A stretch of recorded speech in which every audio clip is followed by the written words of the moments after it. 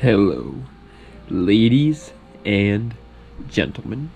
Welcome back to the channel. My name is Giggity, real name is Mark, and in today's video we are wrapping up our series ranking every single weapon in every single weapon class in Call of Duty history from worst to best. We've done it with shotguns, we've done it with DMRs and tactical rifles, we've done it with sniper rifles, we've done it with SMGs, we've done it with pistols, we've done it with LMGs, we've even done it with gosh darn launchers, man.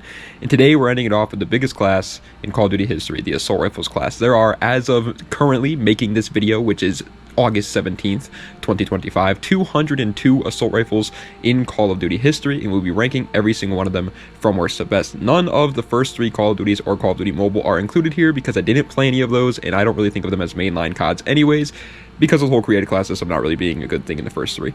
They obviously have to be in the assault rifles class to count here, except for a very, very select few examples, which are the Infinite Warfare classic weapons like the OSA. The OSA will be included in Infinite Warfare, even though technically it's in the classics class, but obviously it's in assault rifles, so we're including it here. Also, I am a casual player with not 100 hours on each one of these weapons, so take my opinion with a grain of salt. Obviously, any of these could be switched around a couple of spots, maybe even 10, 20, 30 spots, and it would still be fine with me, and I'd still agree with it. It's near impossible to rank 200 weapons completely 100% perfectly accurate every single day, and it's even more impossible to make everybody happy, which is the reason why I'm going with my own personal opinion anyways. It's just more fun for me that way rather than like looking at what the community thinks. I just think it's more fun.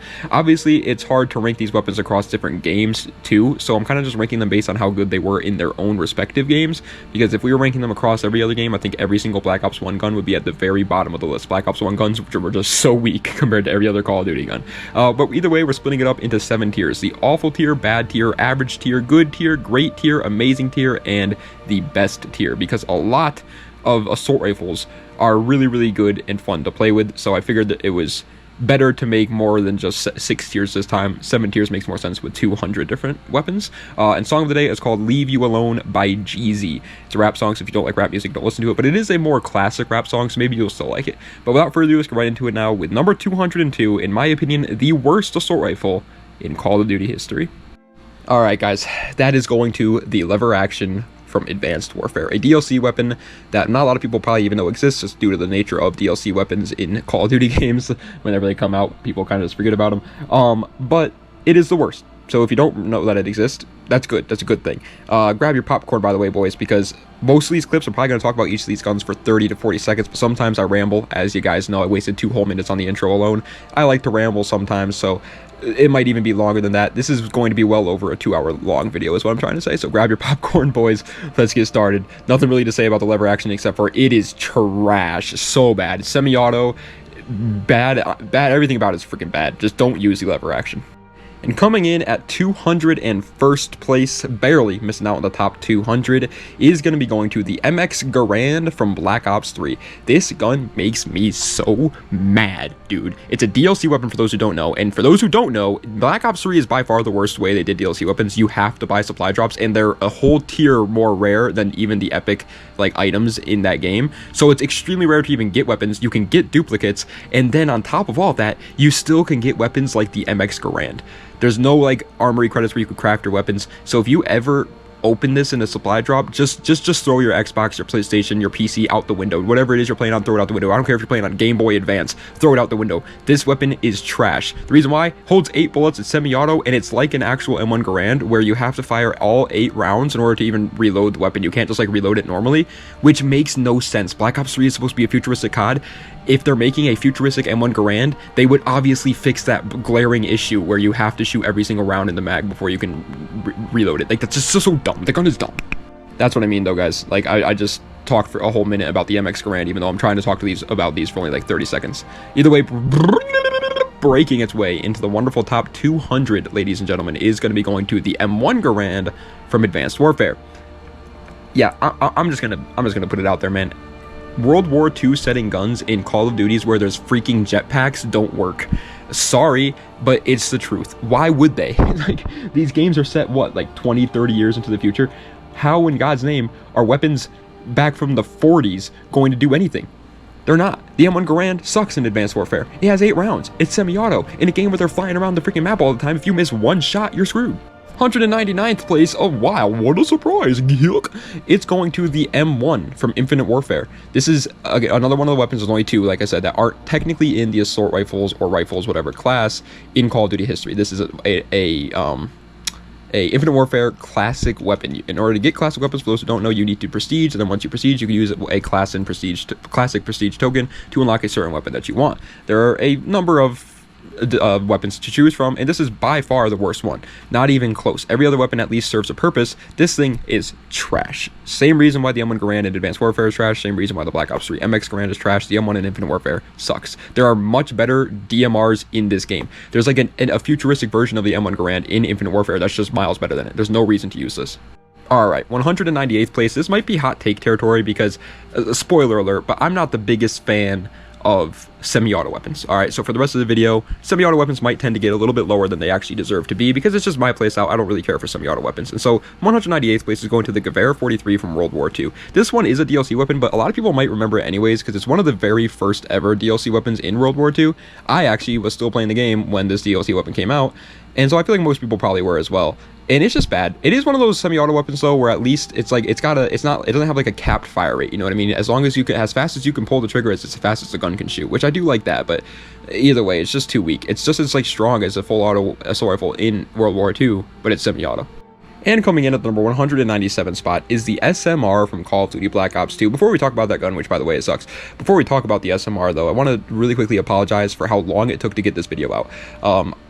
We did this series so long ago, probably 2 or 3 weeks ago at this point was the last time we uploaded a video of this series, and now we're finally uploading this. I saw the comments, people being like, where's the series? I'm sorry, but it's a long video, you know what I mean? I didn't have the space to do it. I had to wait until I had enough space, and even now I'm like kind of I have like a perfect window of time that I can make this video before I have to start getting other videos on my phone, so I'll run out of space again. Either way, so yeah, I just wanted to apologize for that, guys. Sorry for the long wait for this video. Yeah, the SMR from Black Ops 2 though sucks. I saw this one guy be like, it's pretty much just as good as the FAL OSW. Why do you hate it so much? All it has is a worse fire rate and more recoil. Yeah, exactly. It's just worse than the FAL OSW. Why would you ever use the SMR over the FAL OSW? It makes no sense. Speaking of FALs, 196th place.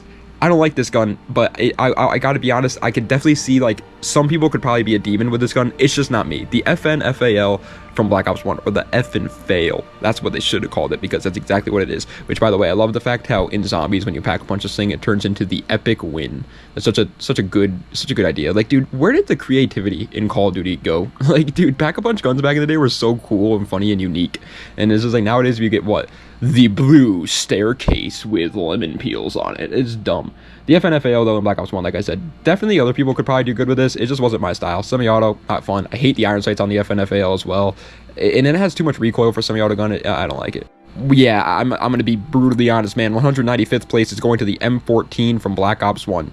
Literally every single thing that I said about the FNFAL applies to this, except it has a little bit more aura, so I put it one spot higher, because it's like, it's kind of iconic in the sense that, like, if you've played zombies, it's your starting weapon in Kino, and like that's the only reason. Otherwise it's just as bad as the FNFAL, especially in multiplayer, and this is mainly obviously a multiplayer ranking video. Should have mentioned that in the intro, but yeah, we're not ranking any of these weapons on like Warzone or zombies. I might mention it here and there just because, like, for things like this, like with the M14, where it's like, you gotta mention the fact that it's the M14 and you use it in zombies, but besides that, it has nothing to do with this ranking has nothing to do with zombies. It's all just multiplayer ranking. And yeah, the M14 in multiplayer is just as bad as the FNFAL, arguably even worse because of the fact that it has less ammo.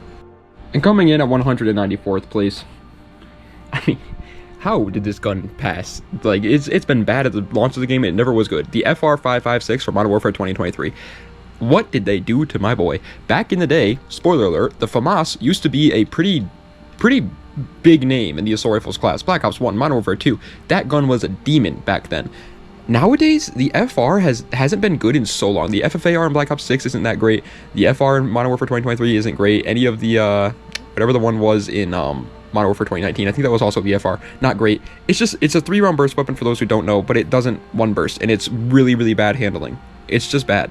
And coming in at 193rd place is another weapon where it's just kind of like, it's just not my style. People are going to get mad at me for putting it here, I know it, but it's the G3 from Call of Duty 4. Listen, pretty much every gun in COD 4, World at War, Modern Warfare 2, Black Ops 1, I would say all the way up until Modern Warfare, or all the way up until Black Ops 2, I would say, has some sort of a cult following for it. And no matter what you say, you can never make everybody happy with them. And this is one of those guns. The G3 in COD 4, I'm sure there are going to be somebody that's like, no, that gun was so good. Dude, let's be honest, man. No, it wasn't. You just got lucky with it, or it was just your specific gun. You probably spent a lot of time using it, or maybe you were better than the average player, so you could use any gun and do good with it. But the vast majority of players, man, the G3 is clearly not a good option in Call of Duty 4.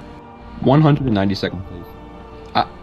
I don't understand how it is humanly possible to enjoy using this gun. It's called the Shiva from Black Ops 3. It's a semi-auto weapon, yet again, surprise, surprise to absolutely nobody. The only weapon so far that hasn't been semi-auto is the FR556, and that was 3-round burst. I'm clearly not a semi-auto fan when it comes to my assault rifles, but either way, there are some semi-auto weapons that are higher on this list, because they're actually pretty good. The reason why I'm not a fan of them is because 9 times out of 10, they're freaking bad. Just like the Shiva. This thing is a pea shooter. It has a way too slow of a fire rate, and on top of that, it's hideously ugly. It's so ugly. It looks like a toad. 191st place, however, barely missing out on the top 190, is going to the Goblin Mark II from Call of Duty Black Ops 6. I remember when this game first launched, and I thought this thing was going to be super cool because it looks really cool. I like the design of it. It's kind of weird and like skinny looking. Then I used it and found out it was semi-auto and was immediately disappointed. Now, to be fair, it has literally no recoil and is one of those semi-auto guns where it's a really fast firing semi-auto gun. But at the same time, every gun in Black Ops 6 has no recoil. That's like the whole selling point of that game now, is that they just don't have any recoil whatsoever anymore. And so that's really not a selling point. And the Goblin Mark II is way too slow handling for such an advanced movement Call of Duty. However, breaking its way into the beautiful number 190 spot, my good friends, is going to be going to the M16 from Call of Duty Modern Warfare 2022. Obviously, there are a ridiculous amount of M16s added into Call of Duty's history, and some of them are absolutely broken, some of them are absolutely trash, and this is one of the ones that are absolutely trash. Just, yet again, it gets you a 3-round burst weapons always have a slight problem. If they kill in 1 burst, they're overpowered, but if they kill in 2 bursts, they're absolutely useless. And it's always kind of like, well, which one do they go for, you know what I mean? And I honestly, you can't really blame Call of Duty for that, because, like, again, what do they do? And unfortunately, this is one of the ones, obviously, where it takes more than 1 burst to kill, and it also has really slow handling times in Modern Warfare 22 and 22, where the guns are already pretty slow to handle. This one is even slower than you would expect, so it's unfortunate. It sucked so bad, but it sucked so bad. Coming in at 189th place was a big disappointment. As a matter of fact, a lot of Call of Duty World War II guns were. For those who don't know, I'm trying to get every single DLC weapon in every single Call of Duty. That way I can make videos on them and stuff like that in the future. And I've been grinding World War II every single day. I'm prestige like 5 now, and I have 38 out of 51 DLC weapons. And when I got the AVS 36 in World War II, I was excited to use it. I thought it was going to be finally a semi-auto weapon that I would like. Lo and behold, this was not semi-auto. Yes, that's right, baby. This is the first true full-auto weapon on this list. This is, in my opinion, the worst full-auto assault rifle in COD history. It is so bad. It's one of those assault rifles where it's slow firing, like kind of like the Man O' War or something like that, but it is full-auto. But it doesn't have any of the upsides of the Man O' War. It has no damage. There's literally no reason whatsoever to use the AVS 36, and it has a lot of recoil. It is such a disappointing gun. And coming in at 188th place, another one of those weapons, man, where it's just, obviously it's going to have a cult following because it was in one of the OG veteran CODs, the SWAT 556 from Call of Duty Black Ops 2. 3-round burst weapon that was way too slow handling. It could potentially, every once in a while, get a 1 burst kill, but the problem was just the freaking speed of this thing, man. It was like you were holding an M1 Abrams tank in your hands. It was way too slow handling, so it just never got its moment. I'm sure, again, there are probably people out there that's like, no, the SWAT 556 is actually the best assault rifle in Black Ops 2. I disagree. Just plain and simple, I disagree, man. Yeah, 187th. Listen, I've said it time and time again, and I'll say it again. I like when Call of Duty remasters the guns that we don't see remastered a lot. Like, we've seen the AK-47 remastered all the time, PPSH remastered all the time, MP40, well, I was about to say Type 100, but actually we haven't seen that remastered that often. But you get the idea. A lot of the weapons that we've seen time and time again make their way back into Call of Duty. I like when they remaster guns, like the OTS-9, for example, in Black Ops Cold War. It's the Kaparis remaster. That gun sucked. I like when they do that. They remaster guns that suck, that nobody really remembers, and give them another shot at glory. And that's what they did here with the SWAT RFT in Black Ops 4. No one remembered the SWAT 556 well from Black Ops 2, but they brought it back in Black Ops 4. Unfortunately, the reason why it was so bad in Black Ops 2 stayed in Black Ops 4, so no one ended up using it. It was just kind of trash. 186th place. Listen, there's always that gun at the beginning of every Call of Duty that people swear is the next freaking M16 from COD 4, the next ACR from Modern Warfare 2, and they never are. That is this gun for Black Ops Cold War. It's the QBZ-83 from Black Ops Cold War. It's a bullpup rifle, sort of similar to guns of the likes of the Type 95, Type 25 from MW3 and Black Ops 2, respectively. Yeah, those guns were kind of good. Honestly, the one in Black Ops 2 wasn't that great, and the one in MW3 was good, but this one was by far the worst, in my opinion, man. This thing has way too much recoil for a modern Call of Duty, and on top of that, it's a freaking pea shooter. So, no, not good. And coming in at 185th is another gun that is just, it was just not good enough. The M16 from Advanced Warfare. This gun, though, I gotta make an open apology, unfortunately, because in my Advanced Warfare ranking video where I ranked every single gun in Advanced Warfare, I put the M16 pretty high. I was under the impression that it was pretty good. I was misremembering this gun for sure. This gun is not good. I got told in the comments that it wasn't good, and I was like, no, they're capping. I went back and played some Advanced Warfare with the M16. They were 100% right. The M16 in Advanced Warfare, not good. Not good. I think it's mainly due to the jetpacks. It's just really hard to hit your freaking shots. Also, the iron sights are terrible. The M16 never had great iron sights, don't get me wrong, but the Advanced Warfare one, not good. But yeah, I don't know. The gun is just not that great. It's a DLC weapon too, so if you get it, you're probably disappointed. Well, would you looky there? Coming in at 184th place is going to the M16A4. Whoa, fancy. From Modern Warfare 3. Talk about a step down. Honestly, the M16 just kind of kept getting worse and worse, unfortunately. Like, the COD 4 one was just so broken. And MW2, it was still pretty good, but definitely wasn't, like, your go-to weapon. As a matter of fact, the FAMAS was just a better 3-round burst weapon. And then in Modern Warfare 3, it kind of just became useless, honestly, man. It's just not good enough. I think they were just worried about making another M16 in COD 4, and so they just kind of kept bumping down the damage numbers and the range and stuff, and the handling of them. That way they couldn't become meta again, because it was so broken in COD 4, because this is just... I mean, this is just a disappointment to the M16 line in MW3. It was not good.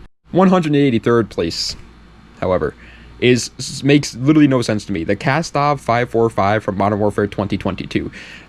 It makes no sense to me for two reasons. One, why did they even make it? Like, what was the point? The Kastov 762 looks exactly the same.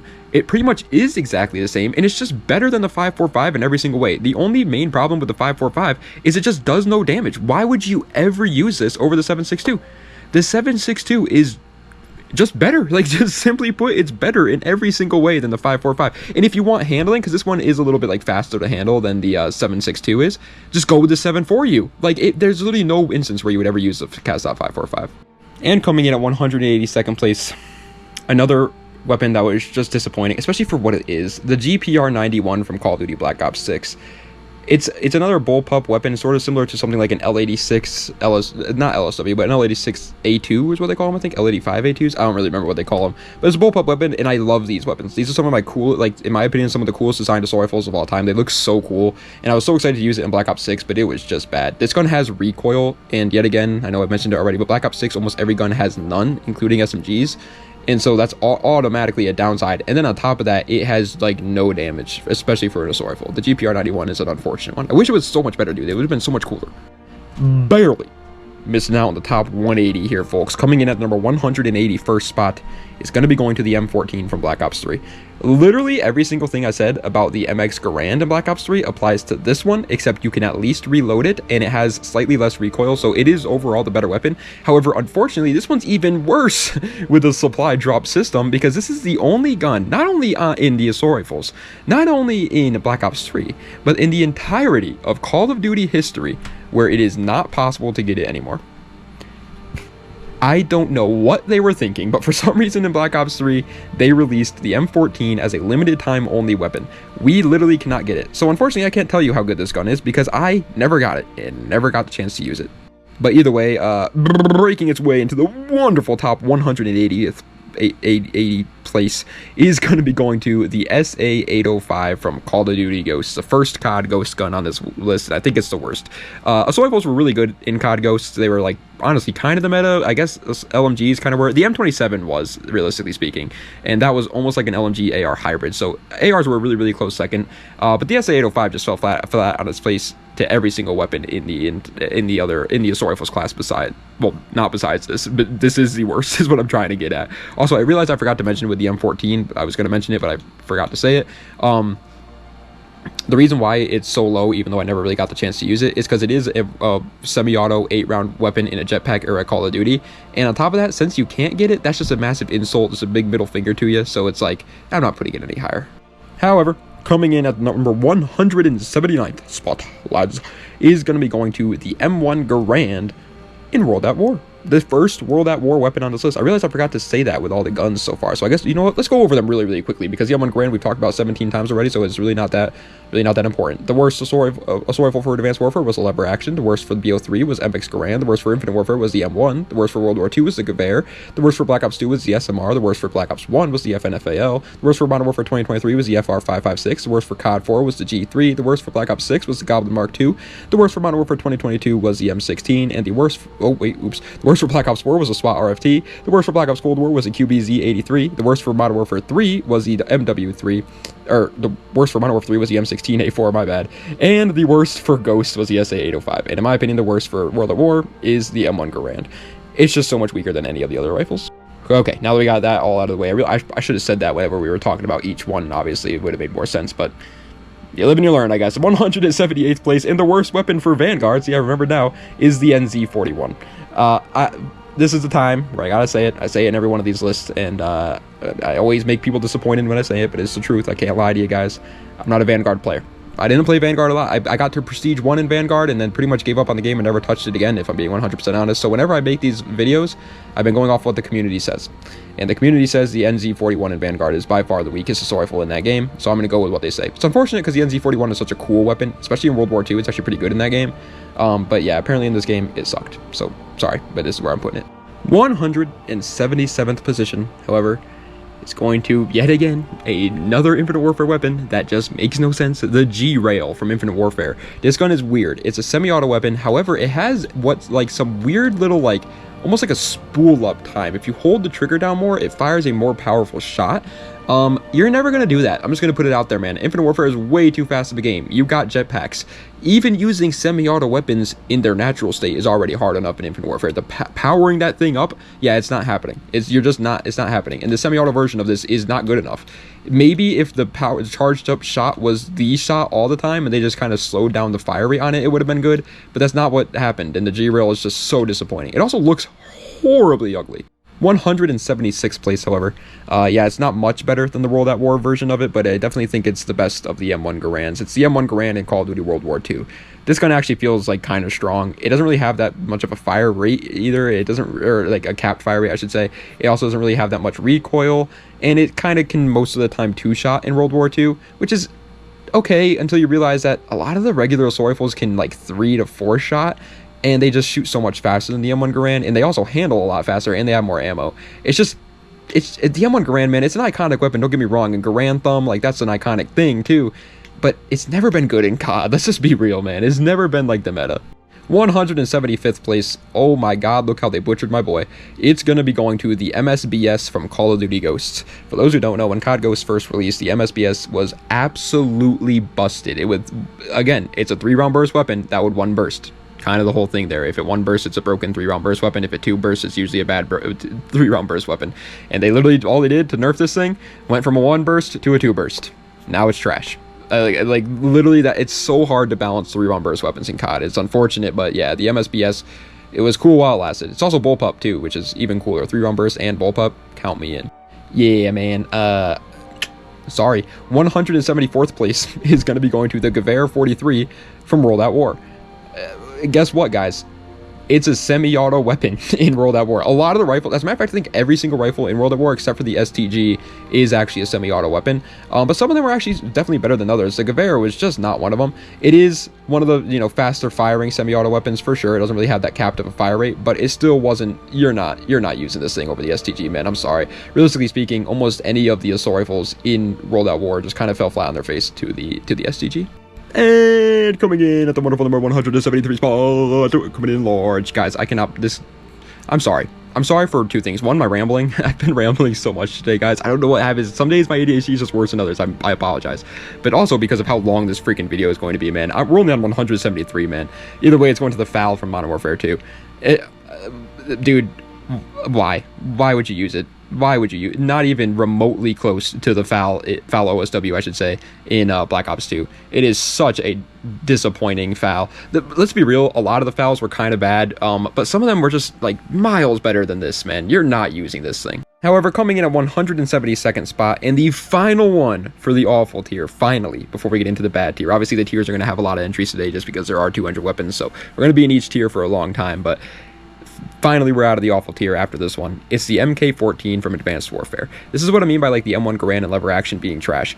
This is just better. It's just so much better. It's miles better than the M1 Garand and the lever action in Advanced Warfare. It just is. Like, you're not ever in a million years going to be using this. Oh, another thing I forgot to mention about the foul too in Modern Warfare 2, that game was absolutely run by ARs. Every AR in that game was broken, which is the reason why you're not using the foul. It was average, and realistically speaking, the foul in Modern Warfare 2 in any other COD probably would have been pretty good, but in that one it just wasn't good enough. And it's kind of the same thing with the MK14, honestly. Semi-auto weapons in the jetpack era CODs were just not good enough. Alright lads, but now we are into the bad tier. So the assault rifles in this tier, you're still not using them, and if you are using them, you're probably a little slow, or maybe you just are weird. I don't know. You're one of the two.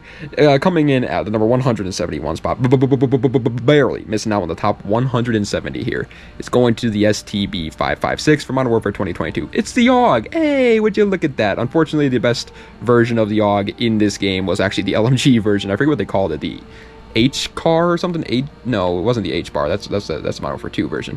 I don't remember what they called it. STB something for the assault rifle version, and it was miles better than the AR version and the SMG version. It was just so freaking weak, which is unfortunate, man. The AUG is cool.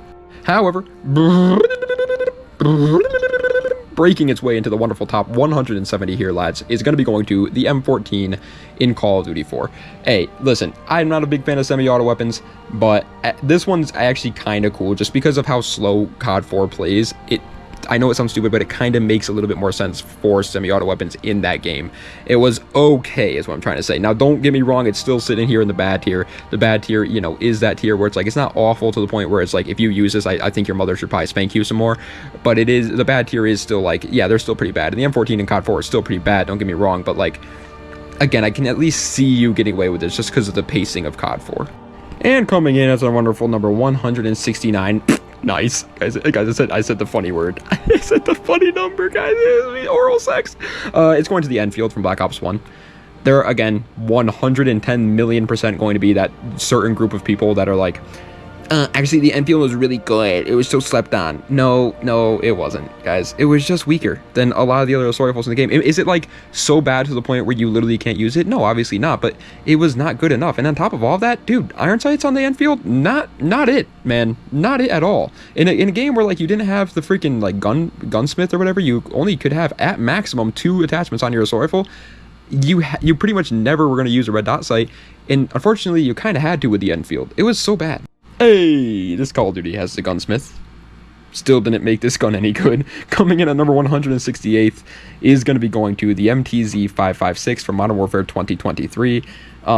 This one, you know, it's definitely better than the FR 556 just due to the fact that it handles better. It's like a faster handling weapon. But honestly, I think it's probably weaker in terms of like damage. But since it is full auto, you tend to kill the enemy a little bit faster. It has horrible range too, and actually has some recoil, which is again kind of crazy for modern Call of Duties. It's like they wanted the MTZ 556 to be bad. They like purposely went out of the way to make it bad. You start with the SVA 545 in this game, and you unlock the MTZ really quickly on. You're going to switch to it because it's a newest rifle to try, and you're going to switch right back to the SVA immediately, and that's what you should do. Wow, what a fall from grace. Coming in at 167th place. Listen, I'm a Black Ops 6 hater. You guys know that. One of my least favorite CODs of all time, period. But I promise, like, some of the Black Ops 6 assault rifles are really high up on this list because they are good, but so far, man, we have been hitting the stinkers. It's the AS Val from Black Ops 6. What did they do to my boy? Like, literally, what did they do to this thing, dude? The AS, last time we saw the AS Val, for those who don't know, was in Modern Warfare 2019. In that game, it was, spoiler alert, broken. It was extremely good in Modern Warfare 2019. Even after the nerf, that thing was pretty good. Black Ops 6, it is so weak. The integrated suppressor makes it feel like an absolute pea shooter, and it has no ammo, has an insane fire rate, but still is extremely weak, has extreme recoil for an assault rifle. This should have been an SMG, and they should have bumped up the damage a little bit, and it would have been actually somewhat usable, but besides, you're never using this.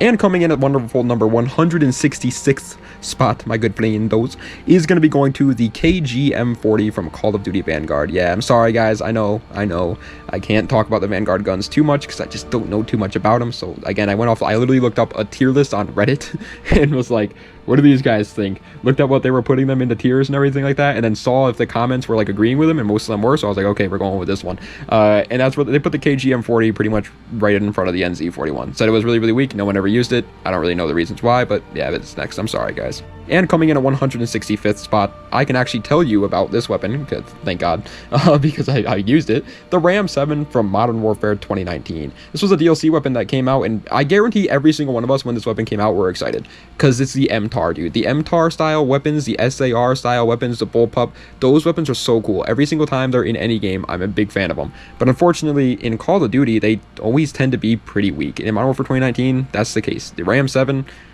you're not using this over the Grau. You're not using this over the AMAX. You're not using this over the M4. You're not using this over the AS Val. You're not using this over the AN94. It was weak.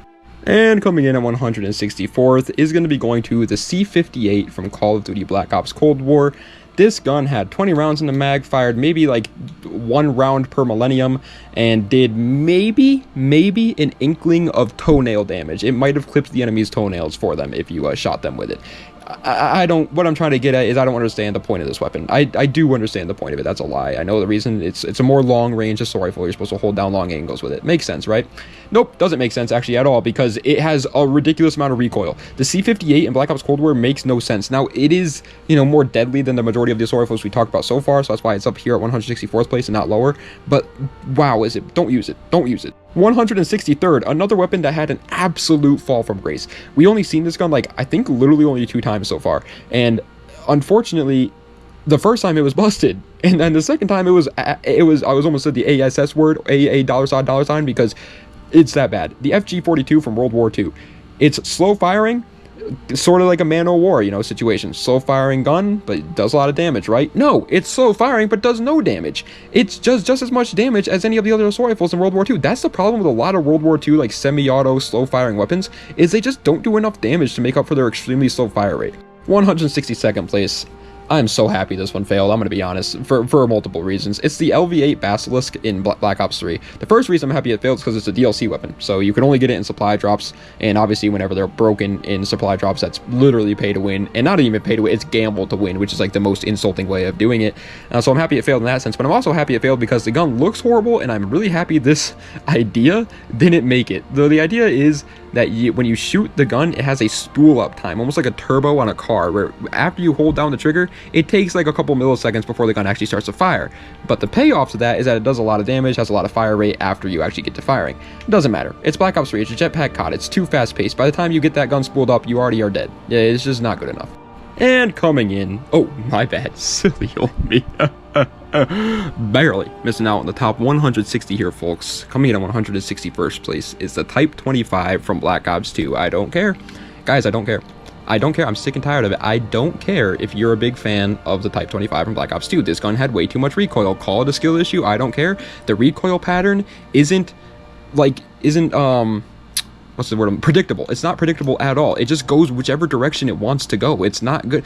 You're lying if you're telling me you could control the recoil on the Type 25. Go back and use it right now. Shoot it at a wall without trying to control it at all. You can control that? No, you can't. It goes right, left, up, down, diagonal, upside down. It comes back and shoots you accidentally. It is horrible. The recoil pattern is horrible. Everything else about the gun's fine. Recoil way too much. Breaking its way into the wonderful number 160th position, the top 160 here, folks, is going to the M16 in Black Ops 1.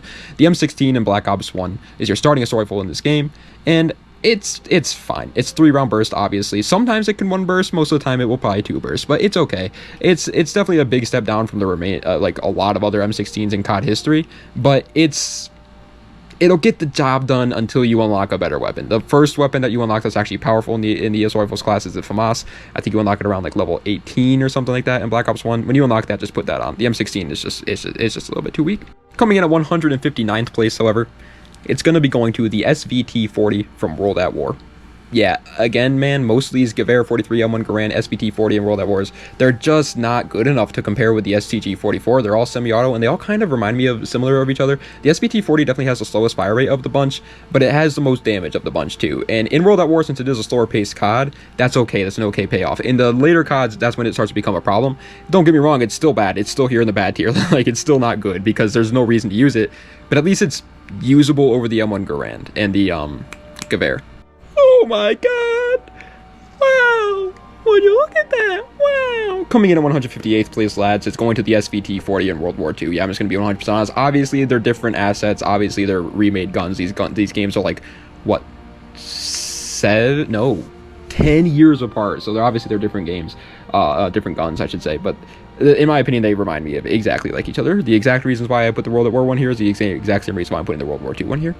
Coming in at 157th place, however, is going to be going to the XM4 in Black Ops Cold War. It is your starting rifle in Black Ops Cold War, and at first I thought it was really good because everybody was using it, but then once other people started to realize what the actual meta was in this game and like which guns were actually kind of good, and they threw the XM4 out the window, yeah, it was a pea shooter. It was an absolute pea shooter in Black Ops Cold War. There were significantly better options for assault rifles in Black Ops Cold War, and the second you unlocked, I think the AK-47 is the first one you unlocked for your assault rifles in this game, and the second, whatever it is, whatever one you unlocked first, use that one, as long as it's not the QBZ. The QBZ is the only base game assault rifle in Black Ops Cold War that was worse. The XM4, not good. And it's supposed to be the Commando remastered. Like, you can't see me right now, but I'm flipping off the camera, not to you guys, but to the Call of Duty developers.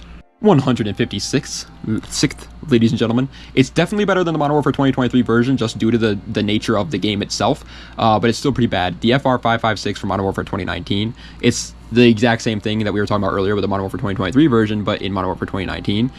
This game had a little bit more like recoil just naturally on their guns, but the game played a whole lot slower. As a matter of fact, it played too slow. I'm sick and tired of people acting like Modern Warfare 2019 was a great game when it was only great in Search and Destroy. The rest of the 6v6 game modes were the most camper's paradise of all time. Nonetheless, because of the fact that it was a camper's paradise, you could get away with using the FR556 because it's more of a long-range weapon. It's very, very slow to handle, but it kind of can pay off at longer ranges and stuff like that. Still trash, though, don't get me wrong, but at least it's better than the Modern Warfare 2023 version. And coming in at 155th spot, again, they never have been as good as the first time. The M16A4 in Modern Warfare 2. It was just, again, a massive step down from the Modern Warfare, the COD 4 original Modern Warfare M16. On top of that, you had a miles better a 3-round burst weapon to use in Modern Warfare 2, that being the FAMAS. This gun just ended up falling so flat on its freaking face, man. And it's unfortunate. This gun could one burst for sure, don't get me wrong. It was one of those M16s that could potentially one burst, but it wasn't always one bursting, and it kind of needs to if it wants to be broken. 154th, I don't know who asked for this. I'm just going to be 100% honest with you, Call of Duty. I don't know who was like, hey, you know what we really want? A double barrel assault rifle in Call of Duty. That's what we want. Because I wasn't asking for that. It's the double cross in Black Ops 4, and that's exactly what it is for those who don't know. It's a DLC weapon in BO4. I know a lot of people were playing, Fortnite at the time of Black Ops 4's release, and so most of you guys don't know the DLC weapons, and I don't blame you, man. But the DLC system in this game is definitely better than Black Ops 3, so I'm not going to, use that against it, but it's still not good. It's, like I said, it's a double barrel assault rifle, so it kind of has, a double the fire rate scenario. Well, it doesn't matter. It could have 7 times the fire rate, and it still wouldn't kill your freaking enemies. It's that weak. 153rd, it's been a while. It's been a while. And all the shit seems to disappear when I'm with you. If you know, you know. But 153rd place is going to the ITRA burst in Vanguard. It's a 3-round burst assault rifle in Vanguard. Looks extremely boring. I'm not using that against it. Trust me, don't get me wrong. But a lot of people online were just kind of saying it was a little bit too weak. I'm assuming it probably has a problem with the other 3-round burst weapons that are this low on the list, where it wouldn't one burst, and now it's not good enough. Sorry, but I, again, don't know too much about Vanguard. Coming in at 152nd spot, however, is going to be going to the Tempest Razorback in Modern Warfare 2022. It's a bullpup weapon. It has really cool iron sights. I like the iron sights on the Tempest Razorback. Let me just put that out there, man. I've always been a big fan of it. But in terms of actually using it, yeah, it didn't feel good enough. Honestly, you know what I think the main problem with the Tempest Razorback is? The fire rate. It's not even that, you wouldn't notice it at first using the weapon, how slow the fire rate is, and it's not, that slow. But I honestly think if they wanted to buff this weapon, obviously the game's old now, so then they don't care about it, but if they wanted to buff it, all they would have to do is just bump the fire rate up a little bit, and the gun would be a viable option. Everything else about the gun's fine. It just feels like it takes too long to kill. Coming in at 151st place, however, barely missing out on the wonderful top 150, is going to be going to the CM901 in Modern Warfare 3. This is one of the ones where I know there's a cult following for it because I've seen videos of people being like, oh, the CM901 was a forgotten assault rifle in MW3. It was forgotten for all the right reasons, man. It was just too weak. I'm sorry to break the news to you, but it was. Are you really going to use the CM901 over the M4A1 or the ACR or even the FAD, the AK-47? No, you're not. Those are just better weapons than this weapon. It just wasn't good enough, unfortunately. It was cool, and I'm kind of sad that we never really got like a direct remaster of this weapon because it looks kind of cool, but it just, yeah, wasn't good enough, man. However, breaking its way into the beautiful 150th, we're officially at least a quarter of the way done with this list now. Good to hear. Quarter mark checkpoint. You guys doing good? You want to get up, go to the bathroom real quick, maybe grab a water bottle, maybe do some push-ups or something if you've been sitting this whole time. Get out of bed, man. Get your heart rate pumping. But either way, 150th place, breaking into the top 150 is the Ram 7 in Modern Warfare 2023. Kind of has the same problem that the MTZ 556 has, where it's just not. Oh, well, it kind of has more of like the FR problem, where it doesn't kill fast enough. It just takes too long to like aim down sights and stuff like that with the Ram 7, which is again unfortunate because it's a freaking cool weapon. Coming in at 149th place, however, is going to the FAD in Call of Duty Ghosts. Do you guys be brutally honest with me here? Do you guys even remember that the FAD exists in COD Ghost? Like, be real. Do you even remember that this gun exists in COD Ghost? No, you don't. Everyone remembers it in Modern Warfare 3 because it was the last gun you unlocked in Modern Warfare 3 and it was new to the franchise at that point, so everybody's like, that's kind of cool. COD Ghost, no one used it. But I'm gonna be 100% brutally honest. I don't know why no one used it. I'm assuming it had too much recoil. It is a gun that tends to have a lot of recoil. Also, the iron sights on the FAD always tend to be pretty bad too, so that probably was also another reason. But I never really used the FAD because no one else did. It wasn't good. 148th place, however, is another DLC weapon during the supply drop era Call of Duties, but for some reason, I believe that everybody gets this gun for free. Don't quote me on that, I could be horribly wrong, but every time I've ever started an Advanced Warfare account, I immediately have the AE4, which is what it is, obviously. For those who don't know, the AE4 is a kind of cool weapon. This is why I'm kind of happy about Black Ops 7 being set a little bit in the future, because the jetpack era CODs have some of the coolest weapons in COD history just because they had full creative freedom to make whatever they wanted. They didn't just have to remaster M4s and AK-47s and MP5s all day. They could use whatever they wanted and make whatever they want, and the AE4 was a product of that creativity. Unfortunately, it was trash. It was horribly weak, but it was a cool weapon nonetheless. It was like a laser weapon that like 3D printed its rounds or something. It could overheat instead of running out of ammo. It was cool, but it just wasn't good. 147th.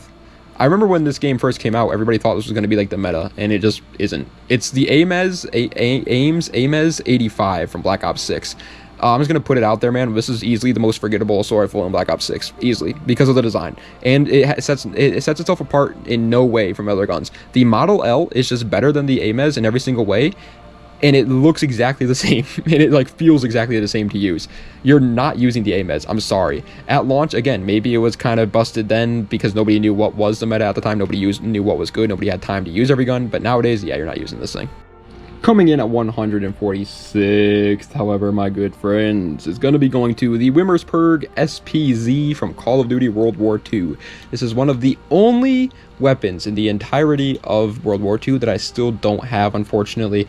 I don't have it yet, but it is a really weird looking weapon, which is kind of cool. I never see it be played, though. I'm going to go out on a limb here and say it's not that great. I've never seen videos of people talking about it. I've never seen anybody playing with it in the game, but I could be wrong. Take everything I say with the Remastered with a grain of salt because I still don't have this weapon, so I'm sorry. And coming in at 145th place, however, I do have this weapon, obviously, because everybody has this weapon. It's the Odin from Modern Warfare 2019. This is this game's slow-firing but heavy-hitting assault rifle. We've talked about it time and time again, and obviously 9 times out of 10 it doesn't really seem to work out that much.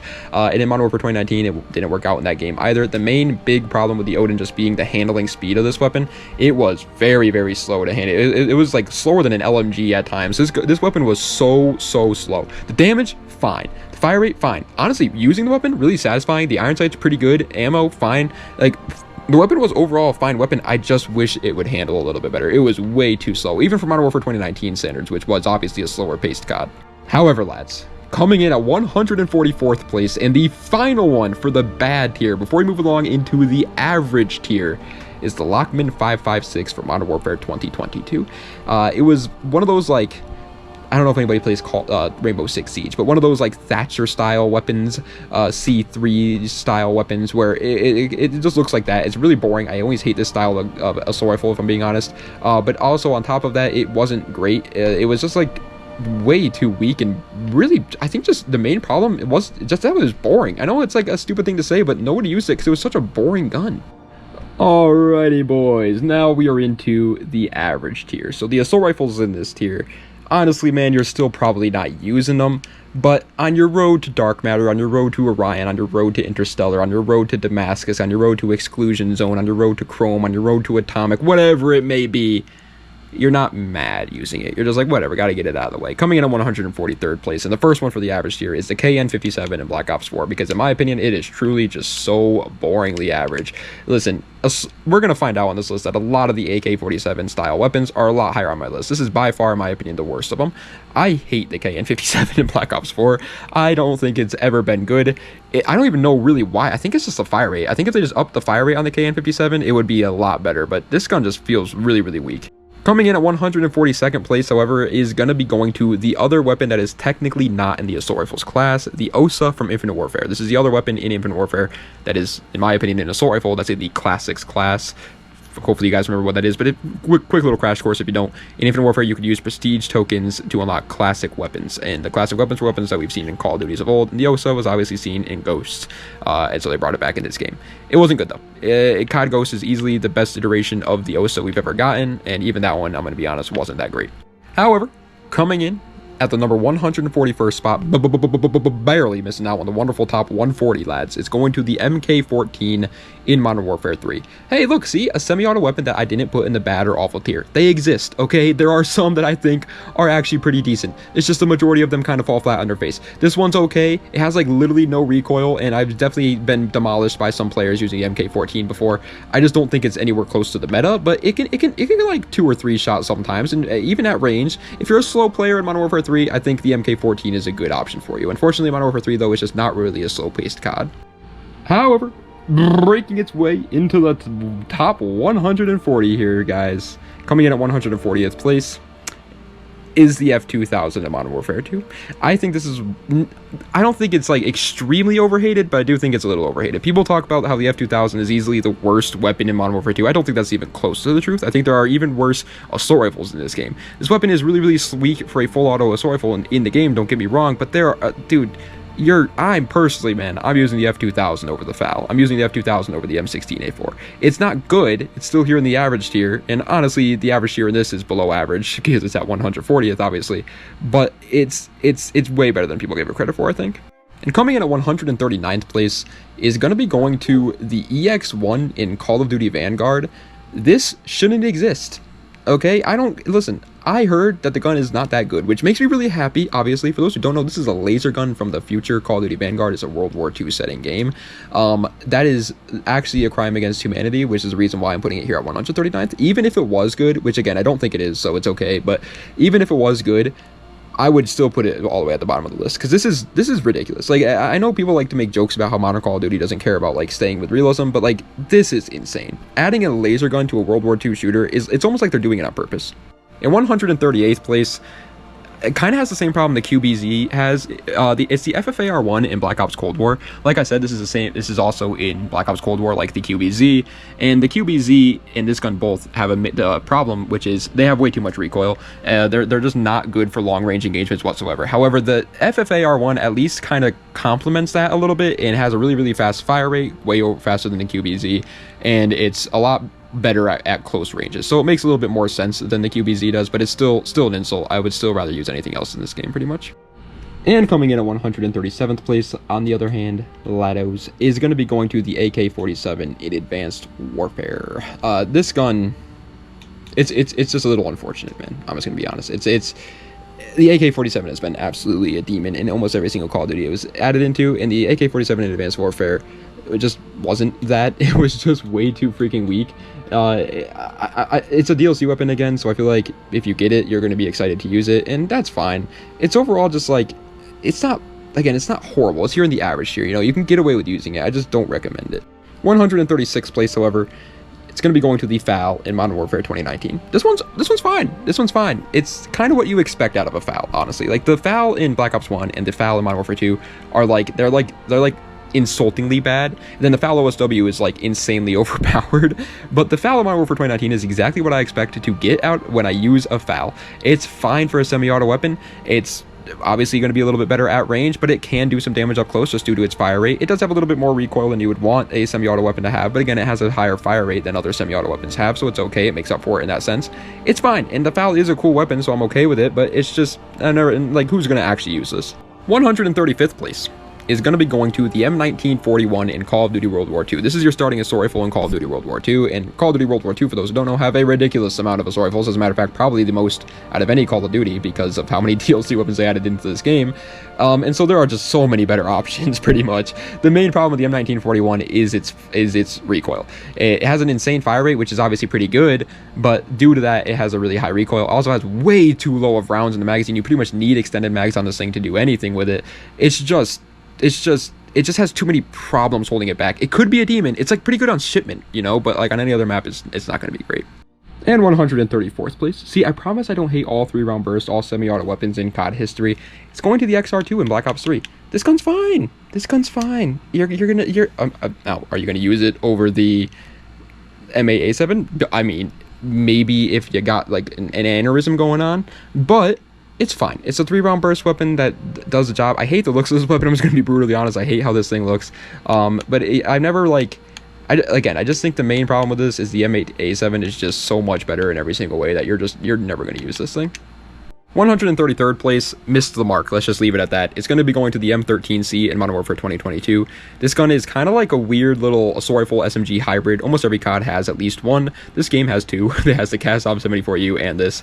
And yeah, the Cast-Off is just better. The M13B is just better. The M13C really holds no purpose, honestly. Is it good on like shipment? Probably, because every gun is good on shipment. But besides that, it's just way too much recoil, way too low of a range on any of the other maps. Modern Warfare 2022 has pretty big maps, and this gun is so trash in any one of them except for like shipment. And coming in at 132nd place is yet again another fall from grace, the FFAR-1 in Black Ops 6. This is a relatively new DLC weapon into Black Ops 6, and I don't think it really made a mark on the community whatsoever. You know, I'm gonna be honest, I'm not really playing Black Ops 6 that much. I'm not really kept up with the meta or whatever in that game because I don't really care for Black Ops 6. So maybe I'm wrong. Maybe the FFAR-1 is absolutely dominating. If it is in Warzone, by the way, again, that doesn't matter because I don't talk about Warzone here. But when I used it after I got it in the Battle Pass, I was not a fan. I just thought, again, way too low of damage, too much recoil for Black Ops 6's standards. It's just not good enough. Coming in at 131st place, however, barely missing out on the wonderful top 130, it's going to be going to the MP44 in Call of Duty 4. It's the STG-44. So many 4s. I don't know what's going on anymore. Bars. No, but in all seriousness, it is the STG-44. I don't know if this is like the real life name of it or something. Maybe I sound like an idiot right now, but that's what I think of whenever I think of the STG-44. It's the final weapon you unlock in COD 4, and it's not worth it. It's not worth the wait. It's just, it's so like bad. It has such a slow fire rate, not enough damage, and then on top of that, you can't even put any like attachments on this freaking thing, if I'm remembering correctly. I don't think you could put any attachments on this. Like, why not?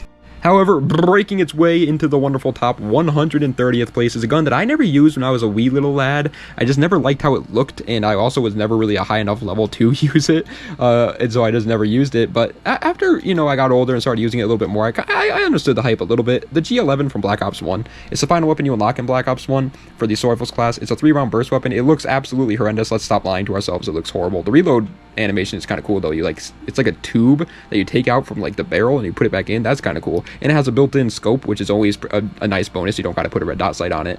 But yeah, I always just kind of thought the G11 was a little bit too slow. Even back when I was a kid, I always thought that, and yeah, going back and using it, I kind of stand on that. Coming in at 129th place, listen, I'm going to be brutally honest. When it comes to the DLC Infinite Warfare weapons, I really don't have too much time played. Maybe like 1 or 2 matches with them, and this is one of those. It's the RVN in Infinite Warfare. Yeah, like I said, guys, I don't have too much time played with this weapon to really give my true opinion on it. Again, I have the limited amount of time that I do have played with this thing. I was not a fan. It's kind of really bad looking too. I know it's stupid. I know people are gonna get mad at me for like ranking it based on like their looks sometimes, but that does play a role in it, man. It's a first-person shooter game. I don't want to use a weapon that I think looks horrible, and I don't want to, like, you know what I mean? And that's what I feel like with the RVN. However, coming in at 128th place is going to be going to the M1A1 carbine in World at War. In terms of the semi-auto rifles in World at War, this is by far, in my opinion, the best of them. The Gewehr, the SVT, and the M1 Garand don't hold a candle to the M1A1 carbine. It has a really fast fire rate, almost no recoil, and still does really, really freaking good damage for such a fast fire rate that the gun does have. I think it's very, very strong. Since it is semi-auto, I'm putting it down here, though, because the STG-44 is, in my opinion, just so much better than it. But it was a good alternative. I've always kind of liked the M1A1 carbines, too, even as a certified semi-auto hater. And 127th place, guys, can you believe it? Can you believe what your eyes are seeing here? It's the M1A1 carbine in World War II. Yeah, literally everything I said about the World at War version applies to this one. I think it's really, really strong for a semi-auto weapon in World War II, but it's not my favorite. It's not my favorite World War II weapon. That's for gosh darn sure. But again, I know these are obviously not the same assets, but in my opinion, I feel the same using both of these weapons. They feel equally as powerful. I'm sorry. Coming in at 126th place, however, is going to be going to the STG-44 from Advanced Warfare. I've said it before in this video, and I will say it again in this video. I don't really think that the World War II setting weapons are too great in the jetpack era CODs. The STG-44 is fine. I think the fire rate really holds it back. In a jetpack era COD, you gotta be able to have a faster fire rate because you're gonna miss some shots, obviously. And the STG-44, while it is definitely like viable option in Advanced Warfare, I just think there's like, what's the real point in using this when a lot of assault rifles do this job better? I just realized at the end of that I said like better, so sorry about that. But either way, 125th place. I realized that earlier I called it the OSA. That's not true. It's the ARX 160 in COD Ghosts. They called it the OSA after COD Ghosts. Actually, no, it was after Advanced Warfare. I'm pretty sure it's called the ARX in Advanced Warfare as well. But yeah, the ARX 160 in COD Ghosts is a 3-round burst assault rifle in this game. And everybody else said it was like great and incredible and super strong or whatever. I never really honestly thought that. I thought it was fine for a 3-round burst weapon, but I never really thought it was like meta or incredible. I know this one might be a hot take. As a matter of fact, this whole list might be a hot take depending on how you like to play the game. But yeah, this one definitely might be an extra hot take. But I don't know, man. I've never been a massive fan of the ARX 160 in Ghosts. Another 3-round burst weapon that I just honestly thought wasn't too great, but the rest of the community thought was like meta. The DG56 in Modern Warfare 2023. I think there's a problem in the Call of Duty community. I'm gonna say it. I think a lot of Call of Duty players want 3-round burst weapons to be absolutely meta due to the fact that we have Stockholm Syndrome with the M16 in COD 4. We thought it was a good time, even though we are forgetting about the amount of rage that we induced upon ourselves when we would go up against M16 players. So every time we have a 3-round burst weapon that's like fine, people are automatically like it's absolutely broken. And I think that's what happened with the DG56. It was fine. It was not broken. It was fine. It was an okay rifle. 1, 2, 3. As easy as ABC. The song might be the other way around, but who cares? Because coming in at 123rd place is going to be going to the Peacekeeper in Black Ops 4. Talk about a fall from grace. Also, this is where the gun belongs. I'm just going to say it, man. I know it's a hot take, but I don't know why Black Ops 2 put the Peacekeeper in the SMGs class. That gun has always been an assault rifle. It never felt like an SMG. Either way, yeah, the Peacekeeper in BO4, in my opinion, is the worst version of the Peacekeeper. Don't waste your packs on this. You can spend like 50 reserve cases or whatever to get a DLC weapon in this game. Don't do it for the Peacekeeper. It's definitely not a great rifle in Black Ops 4. 122nd place, yeah, sorry. It's going to be going to the Peacekeeper Mark II in Black Ops 3.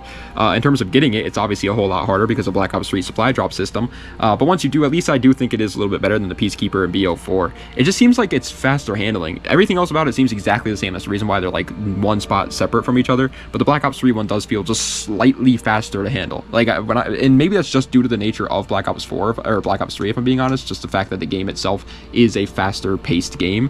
But I don't know. I always thought the Peacekeeper Mark II felt a little bit faster.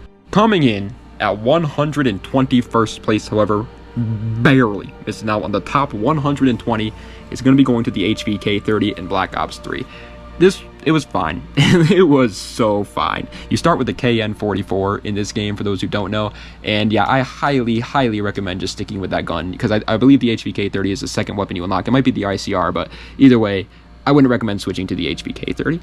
A lot of people like, again, it's another one of those guns where a lot of people like to be like, oh, it's underrated, and I actually do kind of agree with it on this one a little bit. I think people like don't even give it a chance, when I do think you should at least try it, but I don't think it's beating ICR. I don't think it's beating the KN. I don't think it's beating the MAA7. However, breaking its way into the wonderful top 120 here, ladies and gentlemen, is going to be going to the MTAR in Black Ops 2. This is your starting assault rifle in Black Ops 2. Look at that. Well, actually, I was about to say look at that back to back, but that was not that was not the HVK-30. Either way, yeah, it's just starting a rifle in this game. This is a random fun fact, but I used to play Black Ops 2 with my older sister. It's like the only Call of Duty that she ever played, but she used to love it for some reason, and she would only use the MTAR.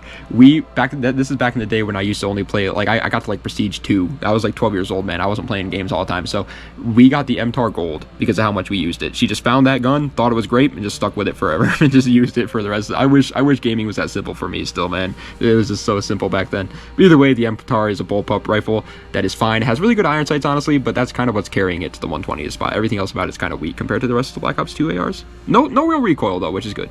119th, however, is going to a weapon that I want it to be good so freaking bad, but unfortunately it's just not that great. The TR-76 Geist in Modern Warfare 2022. It's another MTAR style weapon, actually bullpup style, SAR style assault rifle, which is really cool. The iron sights on this kind of fine, honestly. The mag is fine, everything about it's fine. The only big downside I would say is just the handling. It's a bit of a heavier assault rifle for sure, so if it was a little bit faster handling, and you can obviously gunsmith exists, so you could make it faster, but then you kind of have to deal with the problems of higher recoil and stuff like that.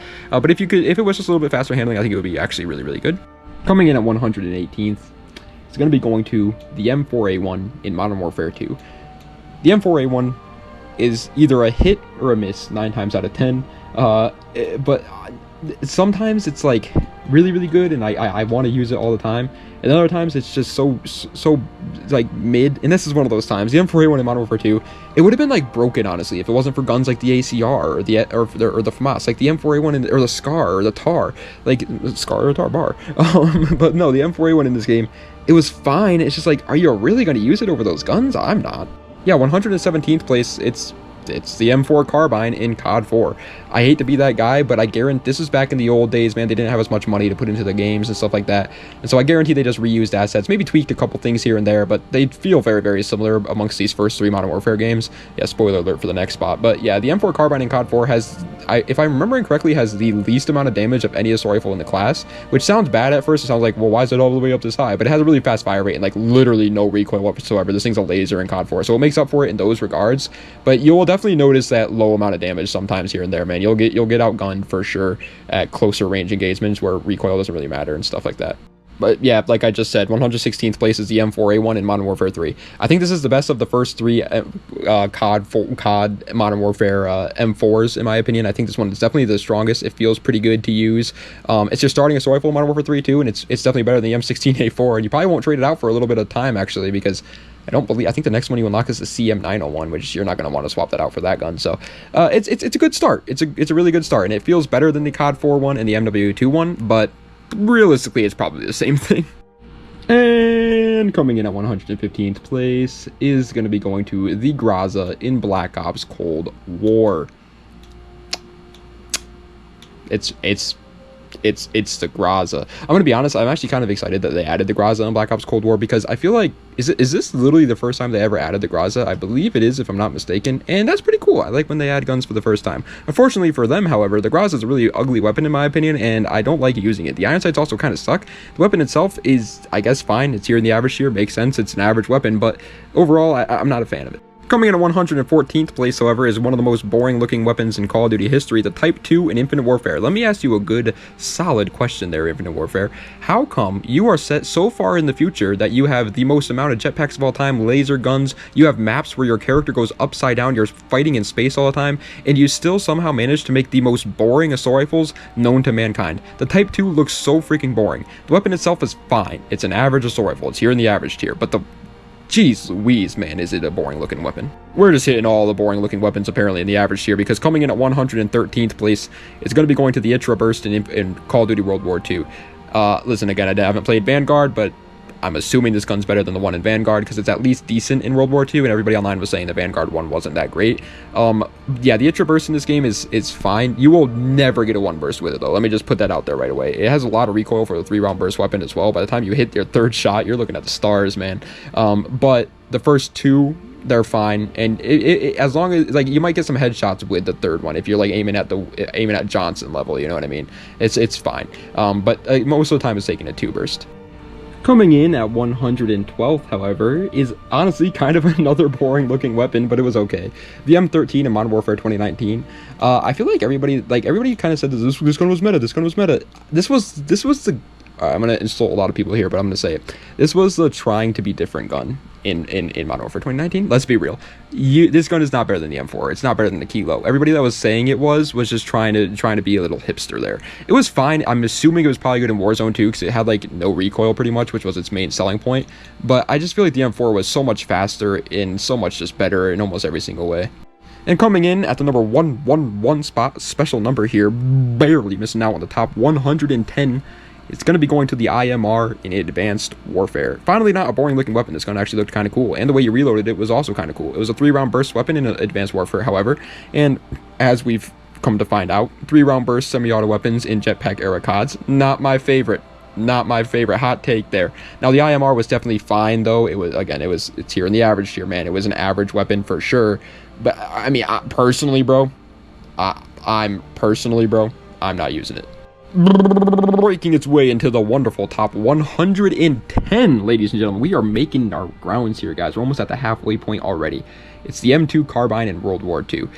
This was the opposite of the AVS-36. When I was like getting this gun unlocked for the contract and everything, I was not excited to use it. I was like, oh man, whatever. Let's just get this out of the way. Then when I finally got it, I was actually pretty happy about it. The big downside to this weapon is it only has 15 rounds. You need extended mags, but it's a full auto version of an M1A1 carbine, and I already kind of liked the M1A1 carbine semi-auto. And this thing feels really, really strong. Unfortunately, yes, the ammo definitely holds it back. You need extended mags on this weapon, like desperately need them. But once you get those on there, it's actually pretty good. 109th, however, ladies and gentlemen. Again, I'm sorry. I really am. Guys, I promise I'm trying to like play every COD, know what I'm talking about and everything in these CODs that I don't know too much about, like Vanguard. Advanced Warfare is one that I don't know too much about, Infinite Warfare. But I'm also trying to get all the DLC weapons in the supply drop era CODs, which takes a lot of time. Either way, 109th is the AS-44 in COD Vanguard. Pretty much what I could tell online is that it has a really way too low of a fire rate and way too much recoil. That's what people were saying in the Reddit comment section, which makes sense because that's kind of similar to the AS-44 in World War II. Although that game has seemed pretty good, so don't worry, it's not next. 108th place, however, is going to be going to the ICR-7 in Black Ops 4. The ICR in these Call of Duty Black Ops games are very, very similar to like M4s in the base, like the Modern Warfare games. They're kind of just like your all around, like jack of all trades, master of none situation guns. And that's exactly how the ICR-7 feels in Black Ops 4. It's like an absolute laser beam, but it has a little bit low of a fire rate, a little bit low of some handling speed. It's just really, really average. And that's where I think the ICR-7 belongs, is in the average tier. 107th, however, is actually kind of the opposite of the ICR-7, the FAD, the FAD in Modern Warfare 3. This is the last gun you unlock in Modern Warfare 3 for the assault rifles. And yeah, I said it's the opposite of the ICR-7 because it's not a jack-of-all-trades weapon. This is a very weapon where you definitely want to be up close. It has a really fast fire rate, but unfortunately, because of that, it also does tend to have a lot of recoil. It also doesn't have the most damage at range. It's this game's version of like an SMG AR hybrid, really, and so you want to stay as close as possible with the FAD. But once you do, dude, it melts up close, and it's so cool. The FAD is such a cool looking weapon. It's bullpup, but with a really, really cool bullpup design. Another big downside to this weapon, though, and the reason why it's not higher, is the freaking iron sights. I hate using red dot sights on the FAD because it makes the gun look so ugly, but unfortunately, you kind of have to with this gun. The iron sights are horrible in Modern Warfare 3. And coming in at 106th, I realized I lied earlier when talking about the OSA and Infinite Warfare and said that I put the Ghost ARX the highest of the bunch, because I did not. I put the ARX 160 from Advanced Warfare as the highest of the bunch because I do think it's actually the best. It just feels way stronger than the Ghost one. I think the main problem with the Ghosts one is its recoil, whereas in Advanced Warfare, maybe it still has the same amount of recoil. Realistically speaking, these games came right after each other, so it's safe to assume they probably just reused the same assets. But for some reason, the recoil on the Advanced Warfare one feels much more manageable and just feels better. Even though it is a 3-round burst gun in a jetpack era COD, I do think this gun's actually pretty good. 105th place is a gun that I guarantee a lot of people never even heard of, or if they have heard of it, they never actually got to use it. The Boss 14 in COD 4. It is a DLC assault rifle in COD 4, remastered, obviously. And obviously, a lot of people don't really care for that too much. A lot of people said that it didn't stay true to the original COD 4 when they started adding DLC weapons. I thought it was kind of okay. I'm going to be honest. I know it's a hot take, man. I thought it was fine. I kind of liked it. But the Boss 14 was definitely the weakest of the bunch. The XMLAR is miles better than this, and the Honey Badger Lynx CQ300 thing, way better than this as well. Boss 14 is still fine, but I just think it was definitely better for long range. So if you're playing like a longer range map, the Boss 14 I think is definitely better than the Lynx, and maybe not the XMLAR, but definitely better than the Lynx. But it just felt weaker than the other two.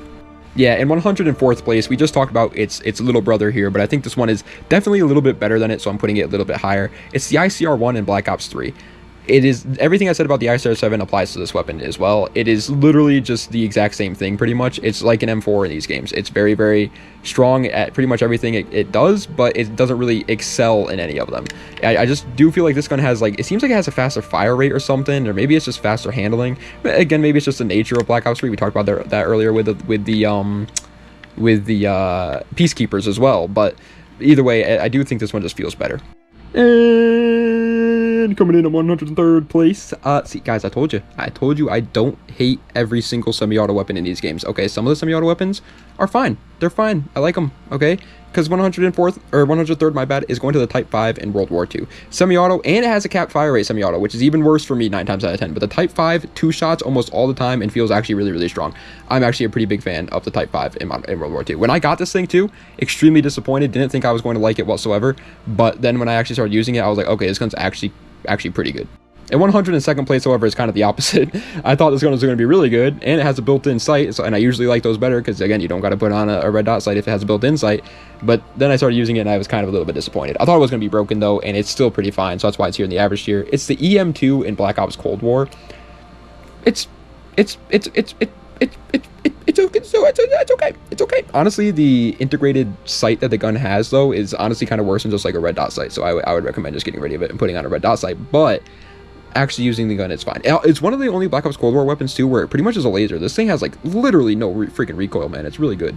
And coming in at 101st place, barely missed now on the top 100, ladies and gentlemen, is going to the Nikita AVT in Call of Duty Vanguard. I'm sorry. Can y'all forgive me? Because again, guys, I don't really. I've said it before, I'll say it again, man. Not the biggest Vanguard fan, didn't really play too much Vanguard. Nikita AVT seemed to be relatively fine. Everybody was kind of talking about every other gun besides the Nikita AVT. They were either saying this gun's bad or this gun's really good.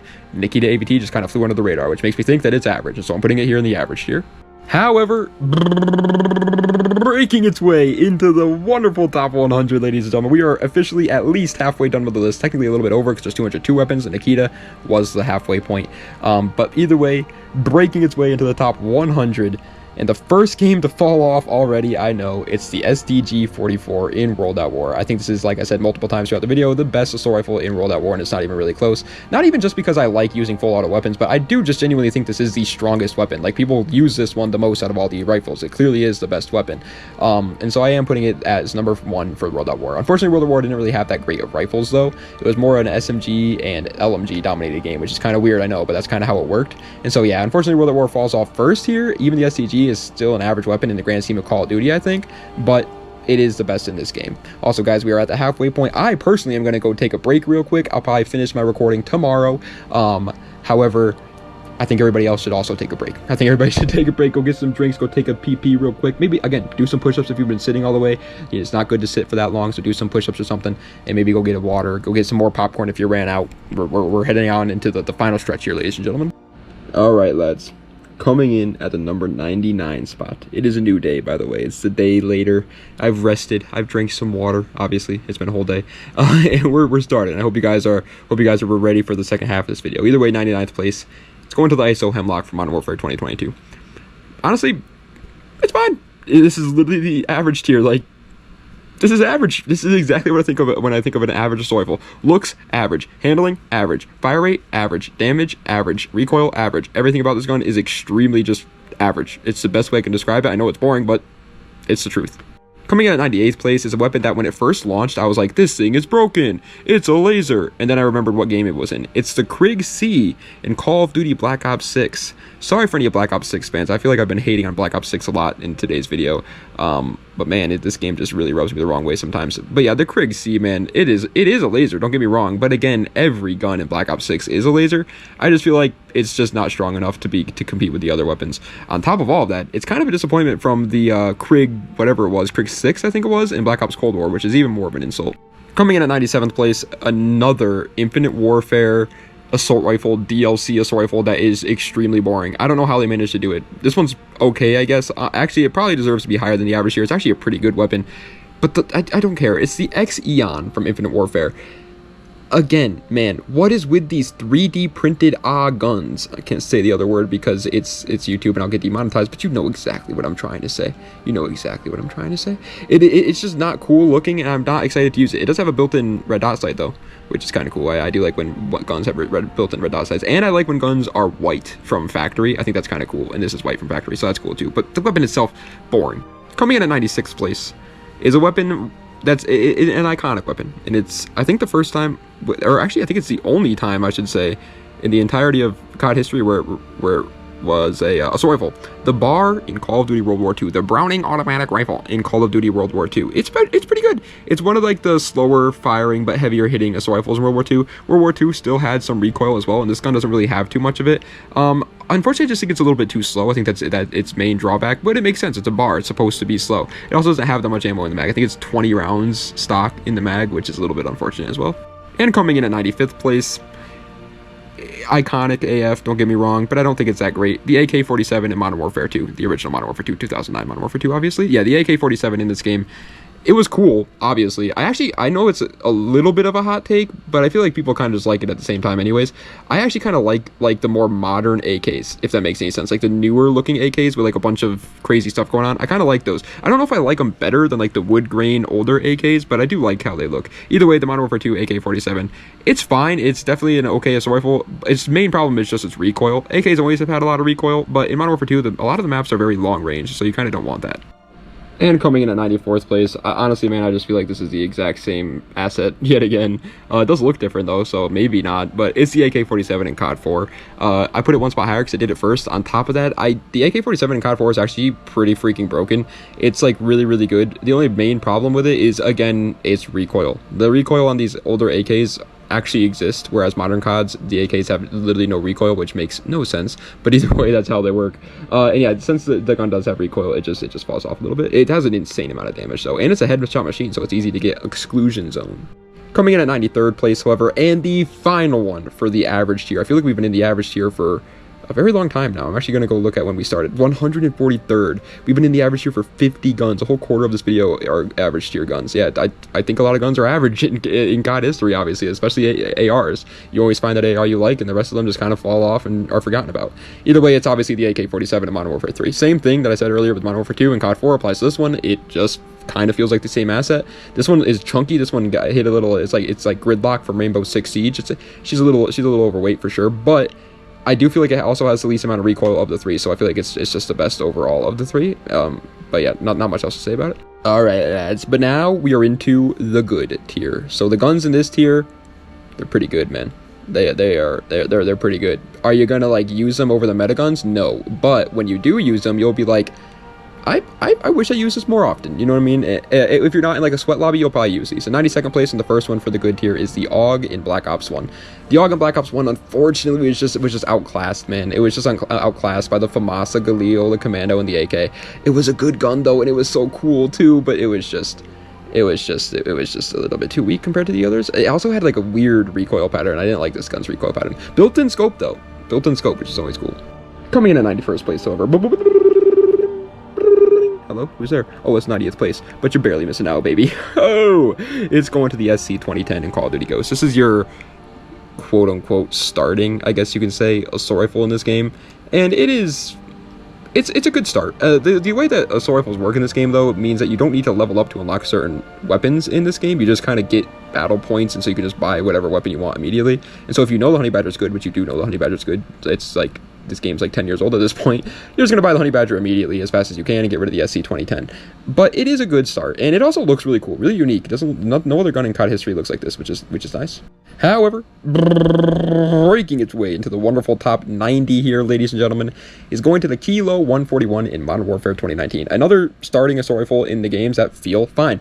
Call of Duty, for those who don't know, every single COD, it starts you with an assault rifle that's really, really easy to use, but tends to not be the best gun in that game. I don't think there's ever been a gun, except for COD 4, honestly, with the M16, where the starting assault rifle is like the meta AR in that game. There always kind of been like okay starts, good starts, so you'll be happy to use it. They're very easy to use, but they always fall off once you start to understand how the game works and to stay closer to enemy, whatever it may be. And that's kind of the Kilo 141. It's fine, but not the best in MW19.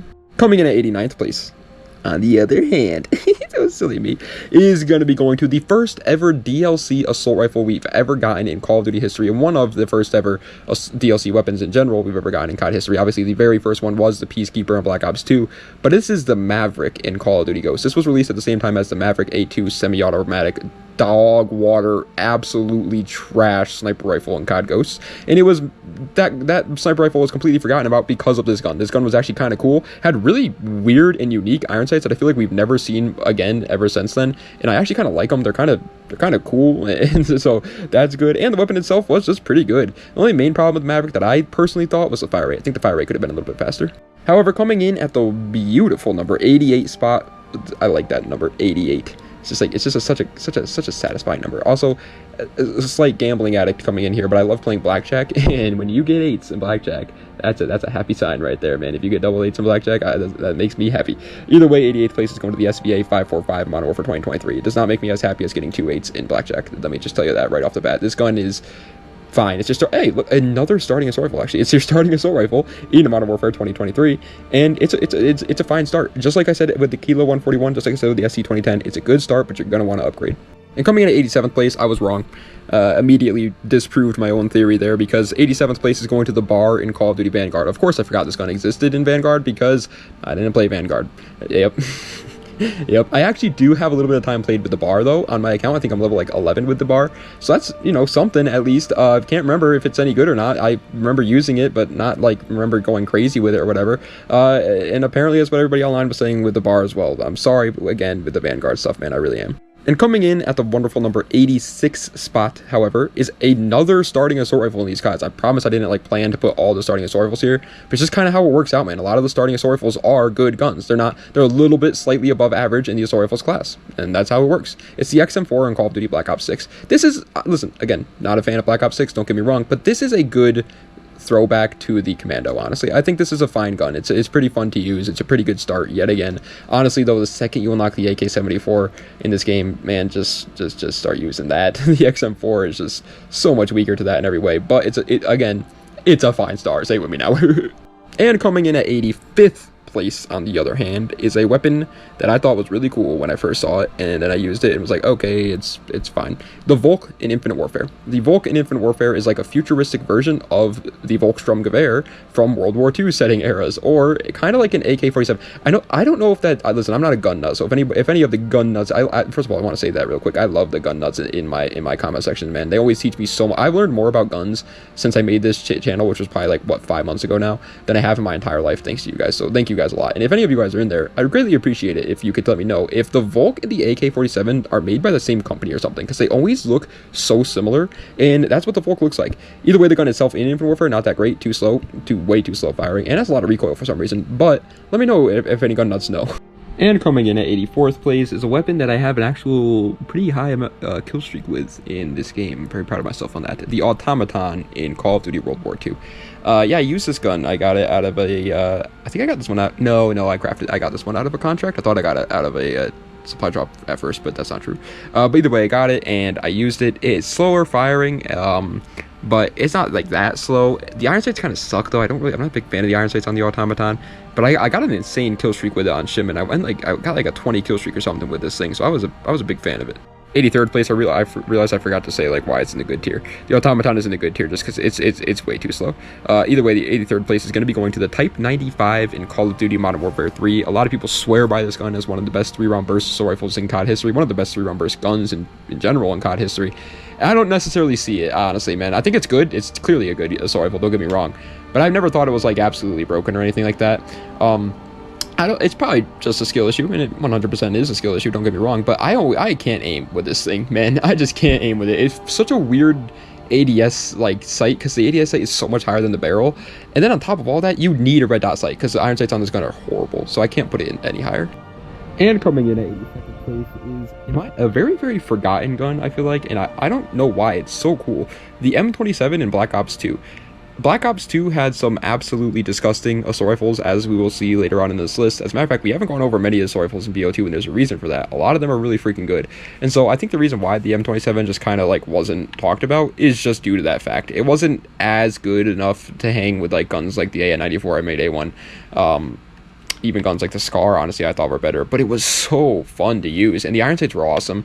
The gun itself was really fast handling. It did have a little bit of recoil, but not anything like crazy, especially for the time period. I thought it was good. It definitely wasn't great or anything, but it was good. And coming in at 81st place, barely missing out on the top 80 here, folks, is the FR Advancer in Modern Warfare 2022. It's the FAMAS. Yet again, this one has just way too much recoil. That's its main problem. And on top of that, it's one of the slower handling assault rifles in MW 2022, which is always a massive problem, man. It's just like in these advanced movement CODs nowadays, you need guns to move fast, because everybody's just going to run around with a freaking SMG and just nail you out after every corner, and it's usually faster engagements. And so it kind of sucked. It kind of made no sense either, because it's like, it's slow to handle but an insane fire rate with a high recoil. So it's like, what is it supposed to be like, up close or for long range? It didn't really make much sense. And breaking its way into the top 80, my friends, is gonna be going to the AK-12 in Call of Duty Ghosts. I remember, you know how there's certain guns in COD history, man, where you just remember them. You just remember them for whatever reason, and you always have those, like, it's the guns that make you think of that game, and it makes you happy of that game, and then you think about actually playing the game, and you're kind of like, that's this gun for me, the AK-12. Every time I think of COD Ghosts, I just kind of think of the AK-12. It was like one of the first guns I unlocked in that game, using the tokens and everything like that, and I had fun with it, but unfortunately, it's definitely not great or anything like that, but it was a fun gun while it lasted. Now it is time to talk about some of the most forgotten assault rifles in every COD that they're ever put into. 79th place is going to the G36C in Call of Duty 4.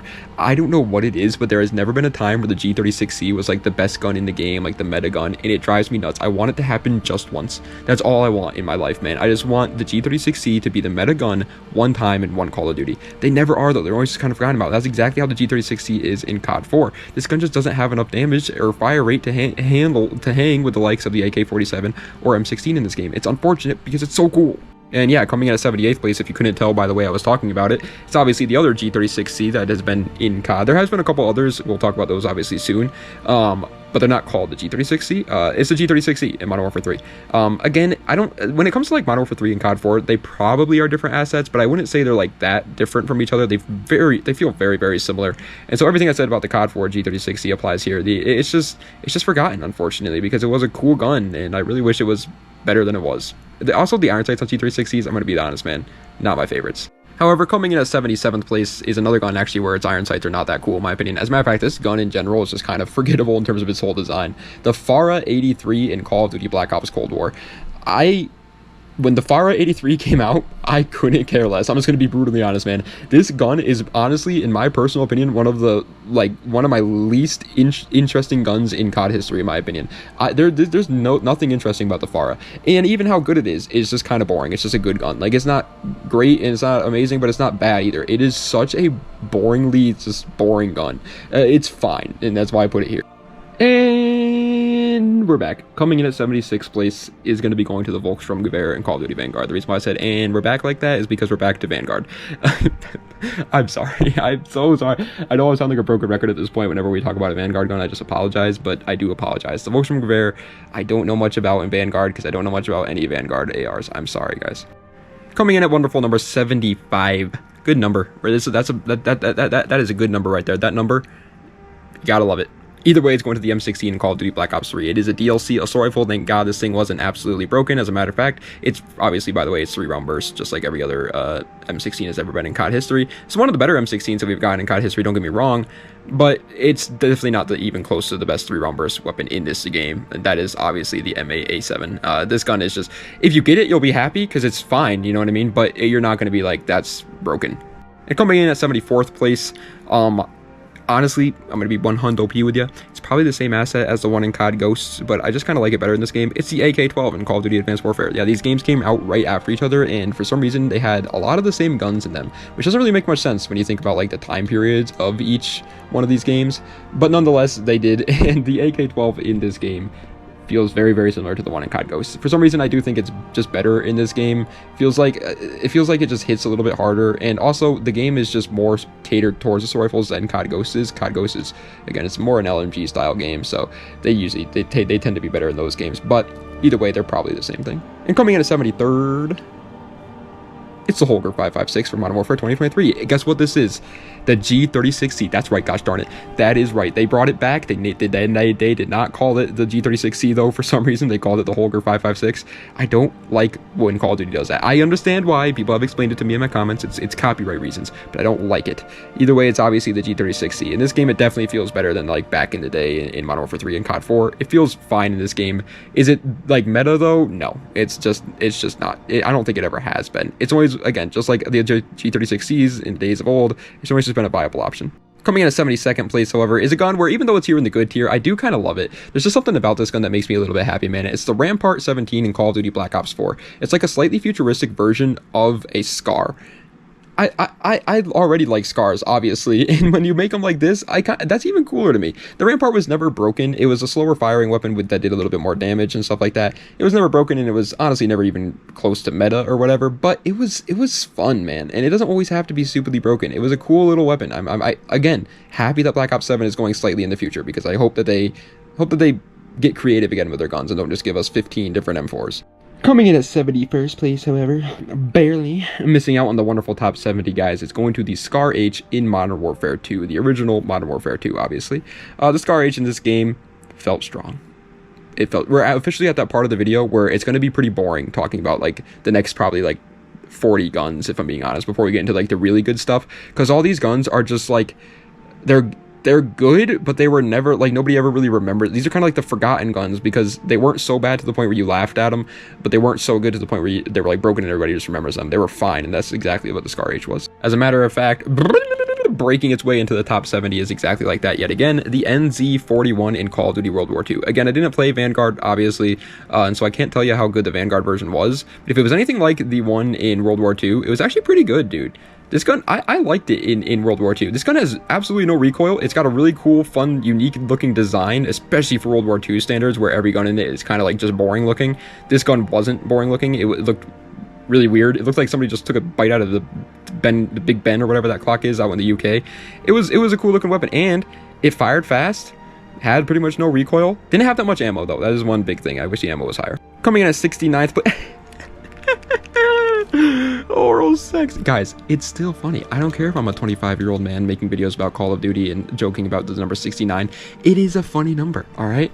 And coming in at 69th place is going to the M4 Modern Warfare 2022. It's a bit of a step down from the M4 back in the days of old with Modern Warfare 2019, where that gun was, spoiler alert, but pretty freaking broken in that game. This gun was definitely a little bit worse, for sure, don't get me wrong, but it was still really, really good. It was still a really, really solid option. And on top of it all, it's an M4. It's your starting rifle in this game. You're going to be happy that you start with it. Coming in at 68th place. Are you guys ready for not a fun fact? Actually, I was about to say a fun fact. Nope, this is not a fun fact. It's a sad fact. It's a depressing fact. 68th place is going to the KVK-99M in Call of Duty Black Ops 3. It's the AN-94 Remastered. It's a supply drop only DLC weapon in Black Ops 3, so it's extremely hard to get. Once you do get it, you'll probably be pretty excited, like myself, when I got it. When I just did my supply drop opening a couple videos ago. I spent $100 on Black Ops 3 supply drops in that video. I got one DLC weapon. I am almost Prestige 3 in Black Ops 3 right now, and I still only have that one single DLC weapon. I hate the supply drop system in Black Ops 3. But yeah, this is the only DLC weapon I have on my Xbox account in Black Ops 3. I have a couple others on my PlayStation account, but that doesn't count anymore. And it's good. It's a good weapon. Don't get me wrong. I'm happy I have it. But man, God, it just makes me mad just thinking about it. And coming in at 67th place, this is where I think it's going to get a little froggy. Black Ops 1 is such a fun game, though, because there's no one set gun in BO1 that everybody's like, yeah, that's the best. Everybody has 4 guns they choose from, and every one of them are kind of right, honestly. Some people say the FAMAS is the best, some people say the Galil is the best, some people say the AK-47, and some people say the Commando are the best. It's all up for interpretation in this game. Like, almost every other COD, there's one gun where it's like, clearly that's the best. Modern Warfare 2, it's the ACR. Modern Warfare 3, it's the MP7. Like, there's always one gun where it's like, that's obviously it's the best one. In this one game, there's a lot of different options. Either way, it's obviously the FAMAS in Black Ops 1. You saw it now. Yeah, a lot of people will say this is the best gun in this game. I don't think so. I think it's like the 4th best assault rifle. The main problem with the FAMAS is its recoil. It has way too much for an older Call of Duty, in my opinion. And is that a skill issue? Sure. If you can handle the recoil, if you have like a Cronus for Black Ops 1 somehow, then you will. This is probably definitely the best gun. It has an insane fire rate, and it sounds so good, dude. No gun in Call of Duty sounds as good as the FAMAS in Black Ops 1. It sounds like metal banging. It's awesome. But unfortunately, I just can't handle the recoil. Alrighty, lads, and coming in at the number 66 spot, ladies and gentlemen, is going to a weapon that a lot of people don't like just because of the game that it's in, but I thought it was pretty cool. The Lynx CQ300 in Call of Duty 4. There's only been 2 times 2 times, count them, where the Honey Badger has been remastered. Even though the Honey Badger is, oh, wow, that wasn't English. You know what I'm trying to say. Even though the Honey Badger was an absolutely demonistic weapon, they only remastered it twice, and this is one of those times. It was put in COD 4 Remastered, though, and since a lot of the community doesn't like remastered guns, everybody just doesn't think this gun as good, even though, in my opinion, it's extremely good. The only downside to it is it's definitely like an assault rifle SMG hybrid, like the Honey Badger was. It stays true to its name, and COD 4 is definitely a more long-range game. Coming in at 65th place, I'm going to be honest, man, I don't really have much to say about this gun. It's the Model L in Black Ops 6. I'm sorry, man, but it's fine. Like this is such a boring assault rifle. It was really this good, though. It has like absolutely no recoil and kind of melts enemies, to be honest. And so I'm putting it here in 65th place in the good tier. I'm giving it respect. It's kind of like the FAR 83 we were talking about earlier, man. Like this gun is just so boring to me. Unfortunately, it's 2 in a row here, ladies and gentlemen, that we can't really get to say much about because it's a Vanguard gun.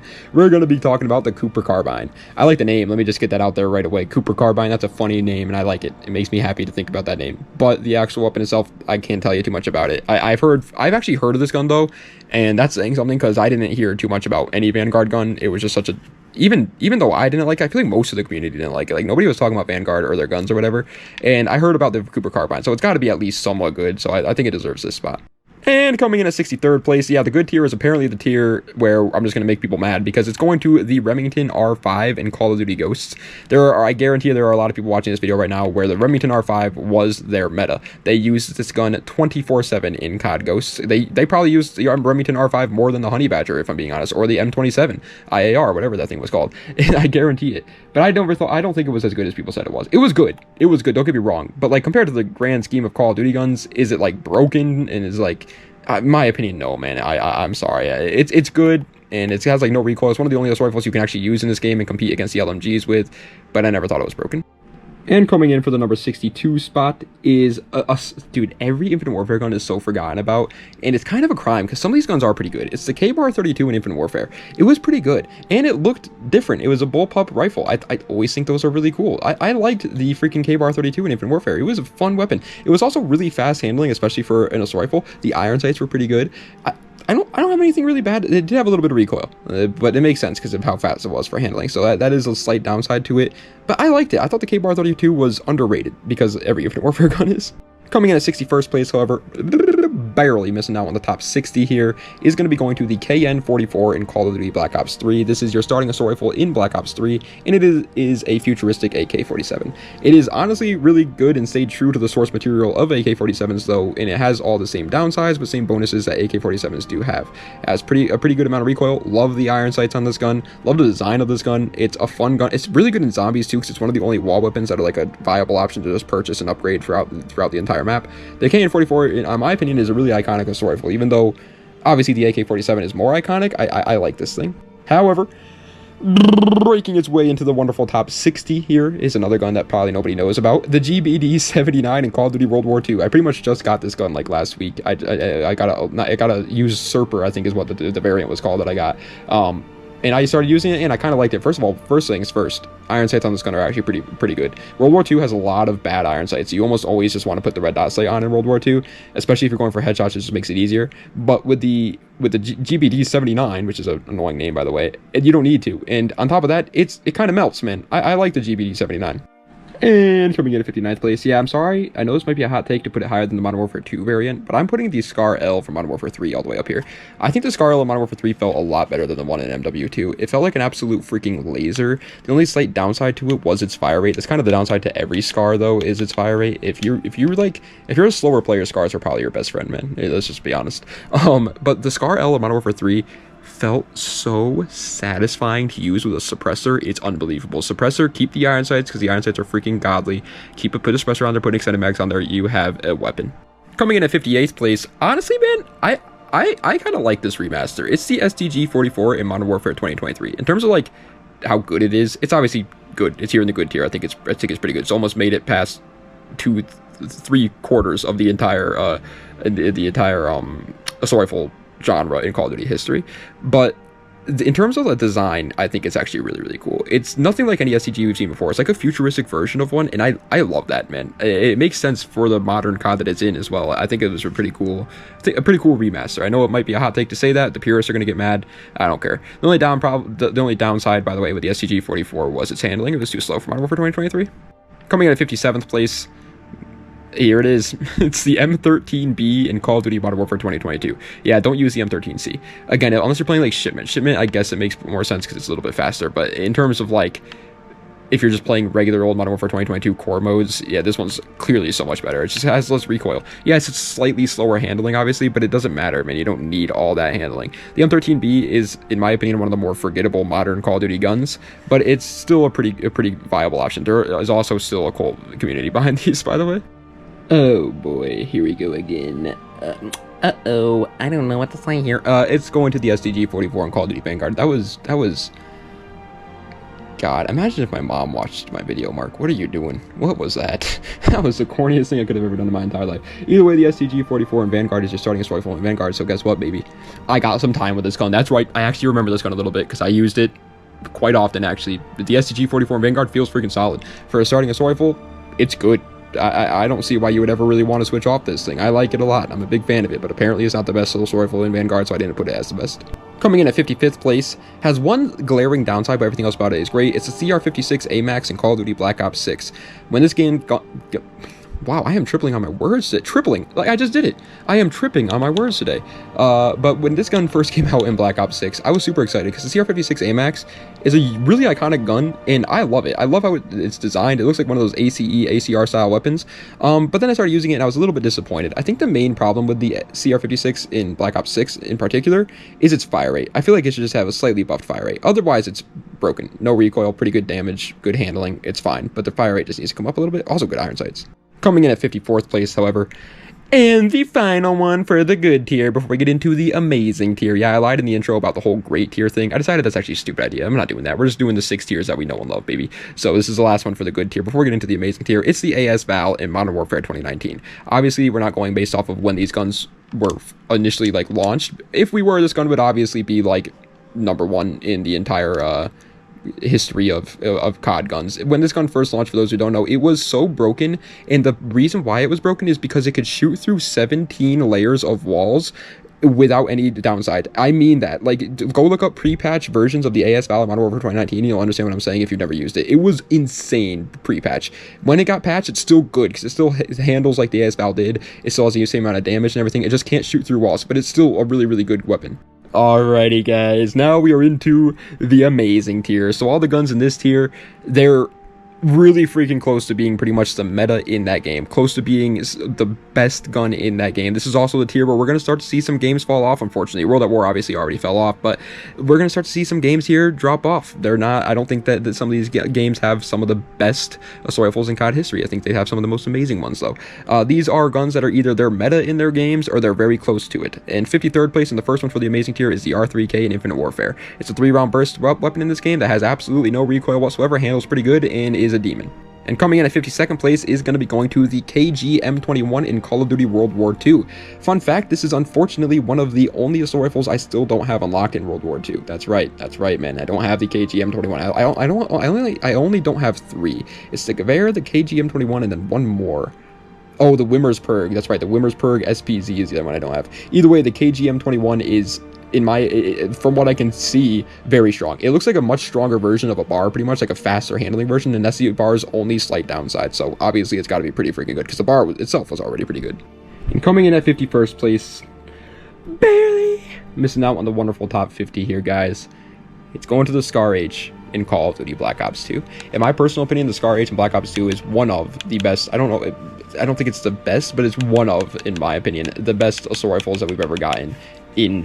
Best Scar, my bad, that was a horrible way of saying that. Best scars we've ever gotten in COD history. The Scar H in BO2 just feels so freaking good. It's so satisfying. The only downside to it, it's only on one map in Zombies, and that's Origins. Luckily, it's on Origins, though, because Origins is absolute peak, but still, only Origins.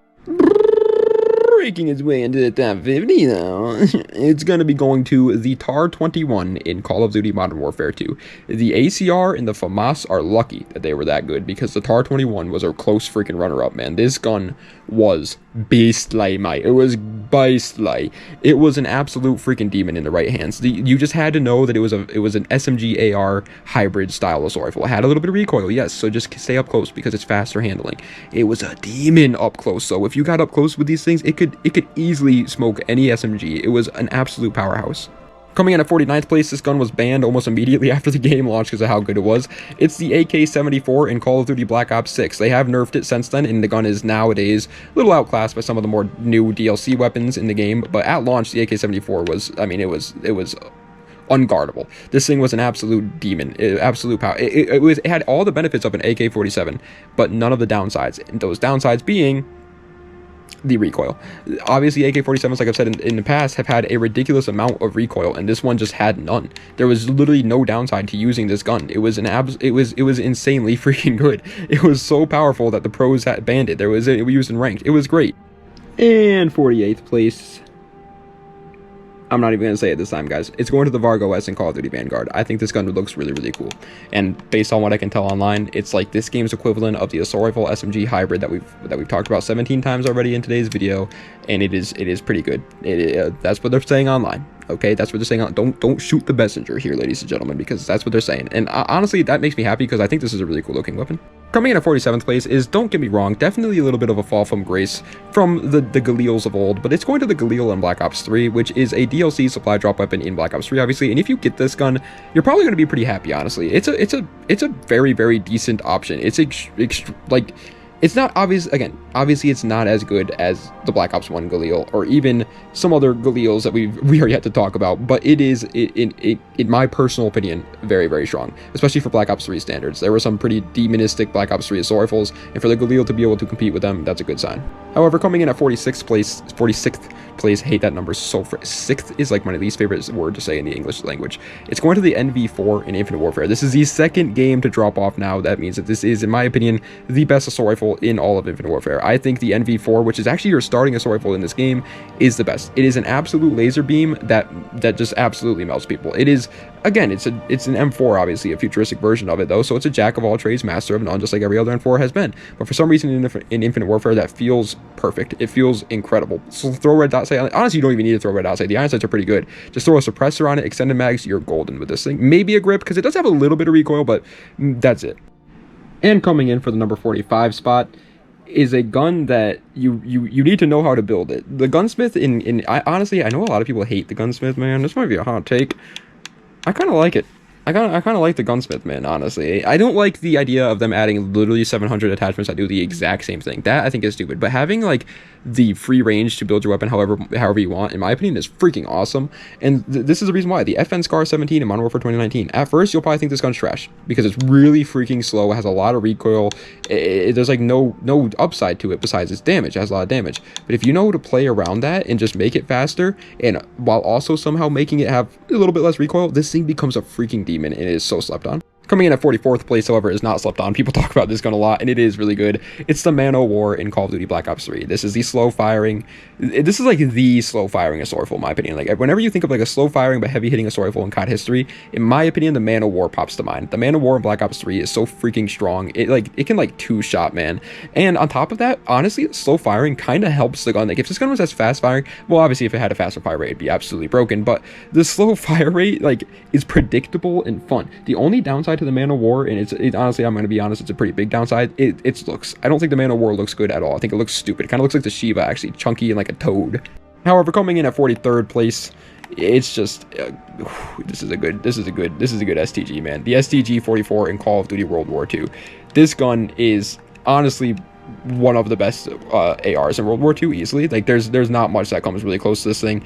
It is one of the only ones that can compete with SMGs on maps like Shipment and stuff like that. It has an absolutely incredible iron sights, which is, again, really good in World War II, because a lot of the guns you kind of need to run a red dot sight on it.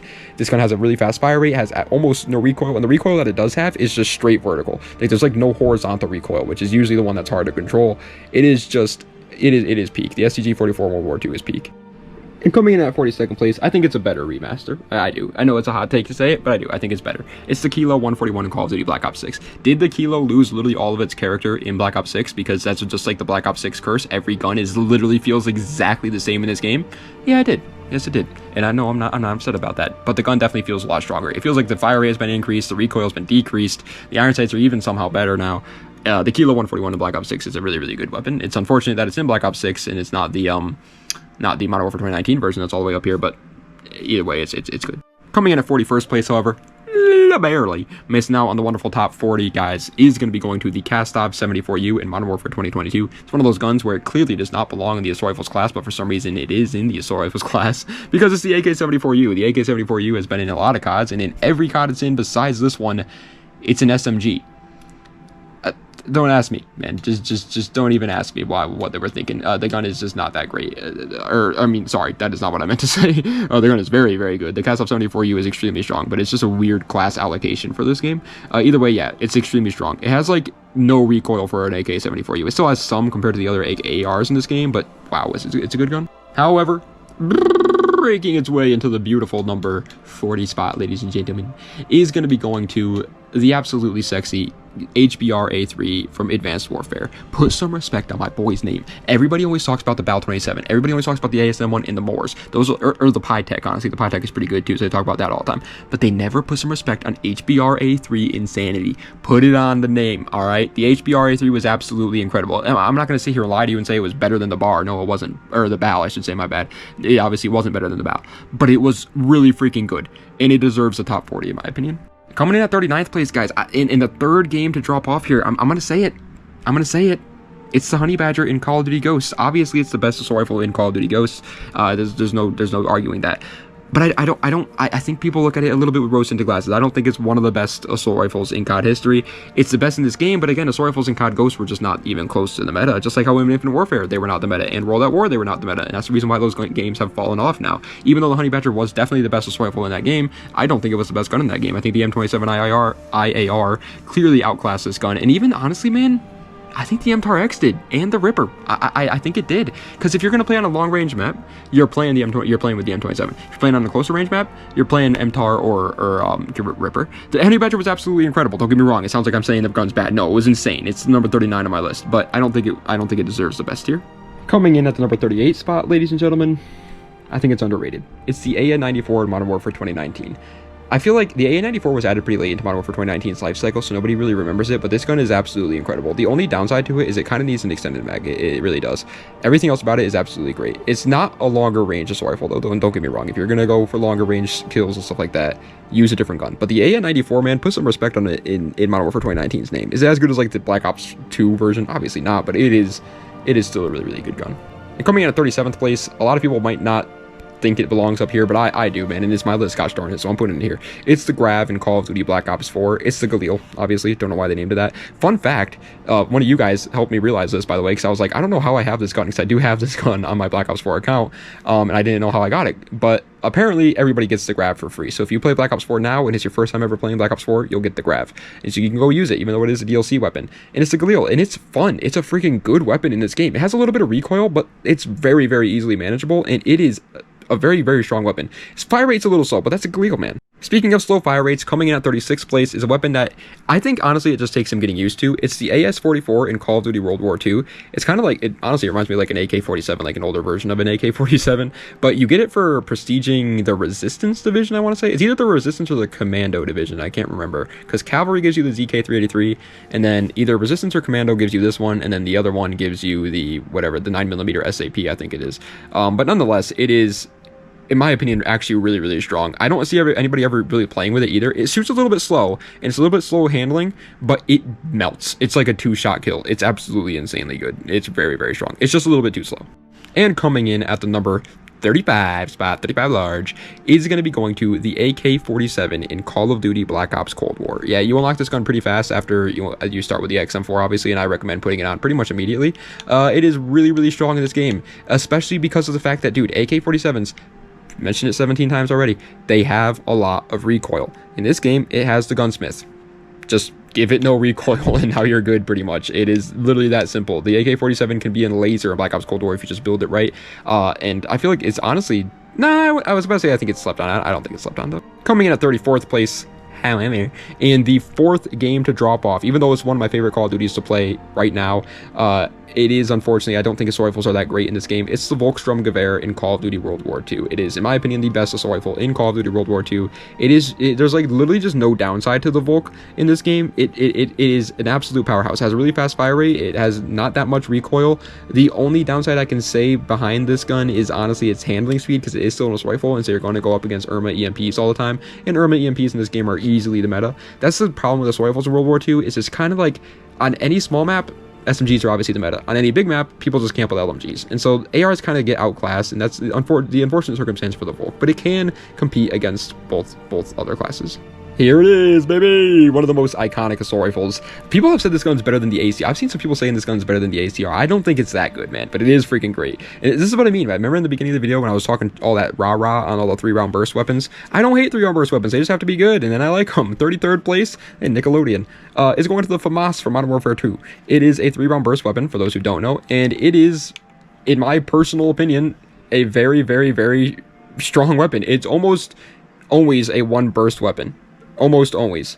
It is absolutely incredible. It's not obviously as strong as like the M16 in COD 4, but dude, this thing is, oh my, you start with it too. You honestly, man, you could just play through the entirety of Modern Warfare 2, get to Master Prestige in this game with nothing but the FAMAS. Coming in at 32nd place, it's the final one of the DLC COD 4 remastered guns, and luckily it still isn't better than the OGs, because it's going to the XM LAR in Call of Duty 4. In terms of design, by the way, I just want to put it out there, not a lot of guns look like this, and I always liked when they do. They look pretty freaking cool, and yeah, I'm a big fan of them. Also, I know people are gonna, this is like a hot take when it comes to the DLC weapons in COD 4. Everybody's always like, is it the Lynx, is it the Boss 14, or is it the XM LAR? I think it's the XM LAR. This gun is an absolute powerhouse. It has an insane amount of range, almost no recoil whatsoever. It is just stupidly freaking strong. It's unfortunate that it's a DLC weapon, so a lot of people never even got to play with it. If you didn't ever get to play with this, go back and play COD 4 and try and get it. Coming in at 31st place, however, barely missing out on the top 30 here, is going to be going to the Galil in Call of Duty Black Ops 1. Here's how my Black Ops 1 prestiges go. Start the game using the MP5K. When I unlock the FAMAS, I use that until I unlock the Galil. When I unlock the Galil, I use that until I unlock the AK-47 or the Commando, and then I use that until I prestige, and I do it all over again.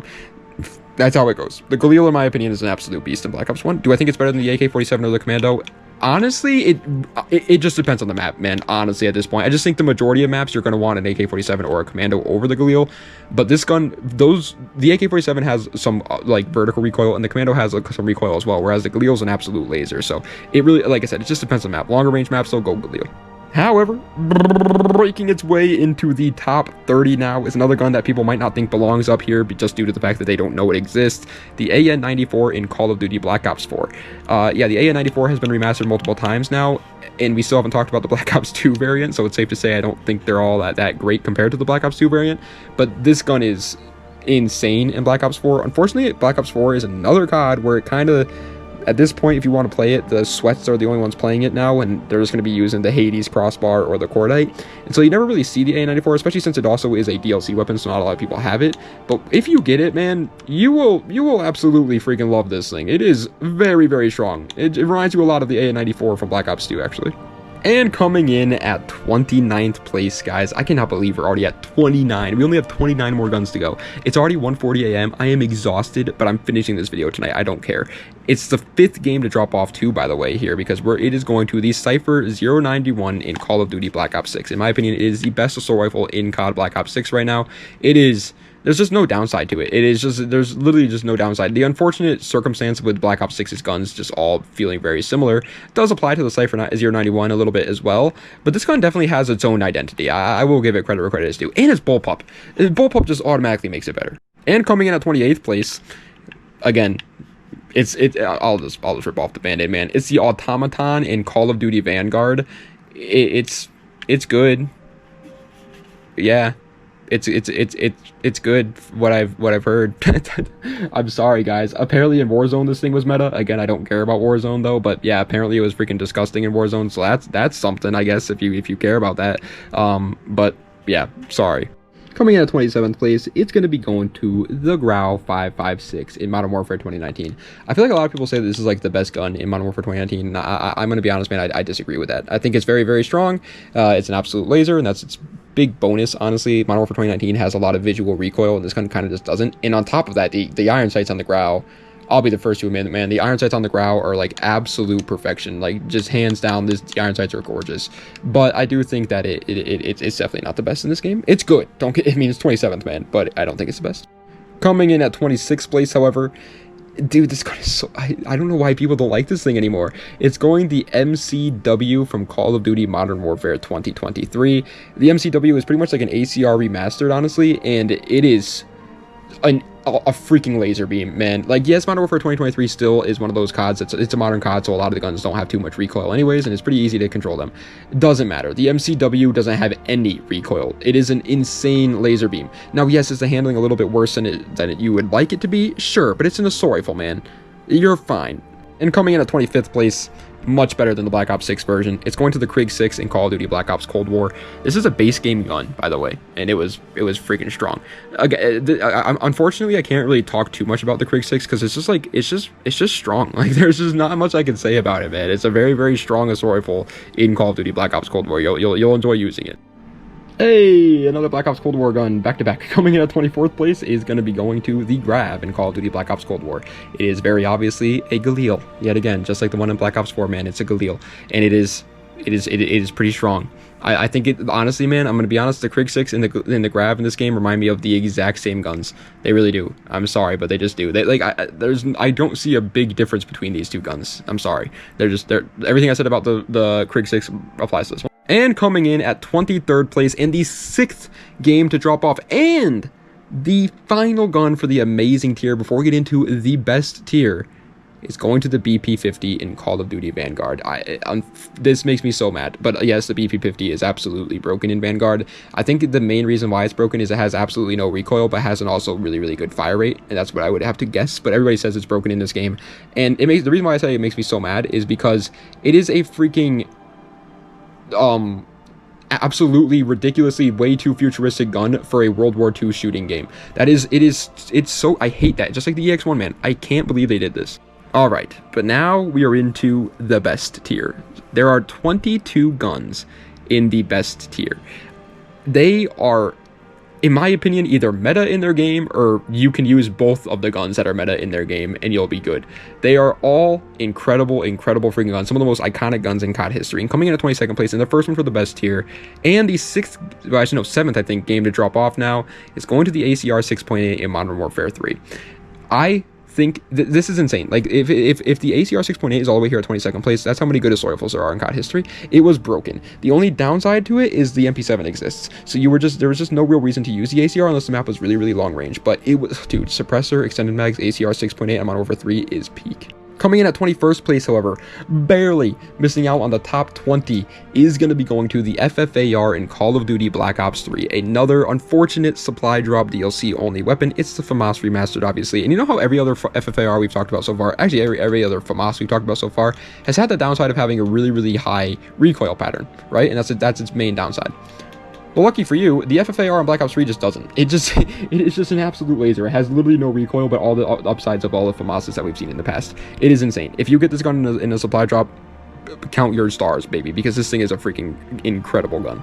However, breaking its way into the top 20 is going to be going to the Kastov 7.62 in Modern Warfare 2022. It's the AK-47. I don't know why they call it all that fancy names, but it is the best of the Kastov line, in my opinion. The 74U, good gun, good for certain maps over the Kastov 7.62, sure. 5.45 just absolutely sucks, don't even remind me of that gun. But the 7.62 is easily the best, man. It has fine handling speeds too. Like, yes, the 74U is slightly faster, but this is still plenty good handling speeds, man. The Kastov 76.2 is a demon in Modern Warfare 2022. It is insane. It has been the meta since the launch of the game, and it will be the meta since the death of it. Coming in at the wonderful number 19 spot, and I believe this is the 8th game now to drop off. I don't know exactly though, so don't quote me on that. There's 18 games, so hopefully when we get to the bottom, I say 18th game to drop off. Either way, 19th place is going to the Vargo 52 in Call of Duty Black Ops Cold War. Yeah, I think the Vargo 52 in this game is the best. It is, I mean, it has a little bit of recoil, I guess, and that's like its literal only downside I can think of completely, like totally. Like the Fargo 52 in this game is extremely freaking strong. It's unfortunate that nobody ever really got to use it. It was the last DLC of Storyfall they ever added into this game, so I feel like nobody ever even remembers that it exists, which is a crime. And coming in at 18th place, I know it's going to ruffle some feathers. I know people are going to be mad. Listen, I still put it in the best tier, okay? Like, this gun is still obviously incredible, but I don't think it's the best gun in the entire game. I'm sorry, I don't think it's the best gun in COD history either. It's the MAA1 in Call of Duty Black Ops 2. For those who don't know, the MAA1 is a 4-round burst assault rifle that was, like, banned in Pro Leagues because of how freaking good it was. Awesome. It's banned in Pro Leagues. Cool. Pros are a lot better than me and you. Just going to put it out there, man. And I have a hard time handling 3-round burst and 4-round burst weapons. Can it 1 burst? Absolutely, it can 100%. 100 OP, yes sir, it can. But I think there are guns that can kill significantly faster in an average player like myself's hands. It's still obviously good though. 18th place is incredible. And coming in at 17th place, again, it's always a hot take with the Black Ops 1 guns, man. You never know what somebody's going to say is the best one. But I went with the Commando in Call of Duty Black Ops 1. I think it's the second best. Obviously, that means you know what the first best is. I'm not going to spoil it, but if you've been paying attention, y'all already know anyways.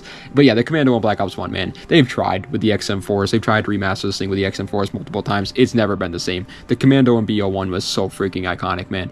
And I will say this, though. Of all the guns, it had the most boring firing sounds. Like the AK-47, awesome firing sound. The FAMAS, awesome firing sound. The Galil, awesome. Commando, a little bit boring. The only slight downside to the Commando, and the reason why I didn't put it above the AK-47, is the recoil. It's got a little bit of it that's horizontal. However, coming in at 16th place, ladies and gentlemen, oh man, I loved this freaking gun, man. I want to go use it literally right now.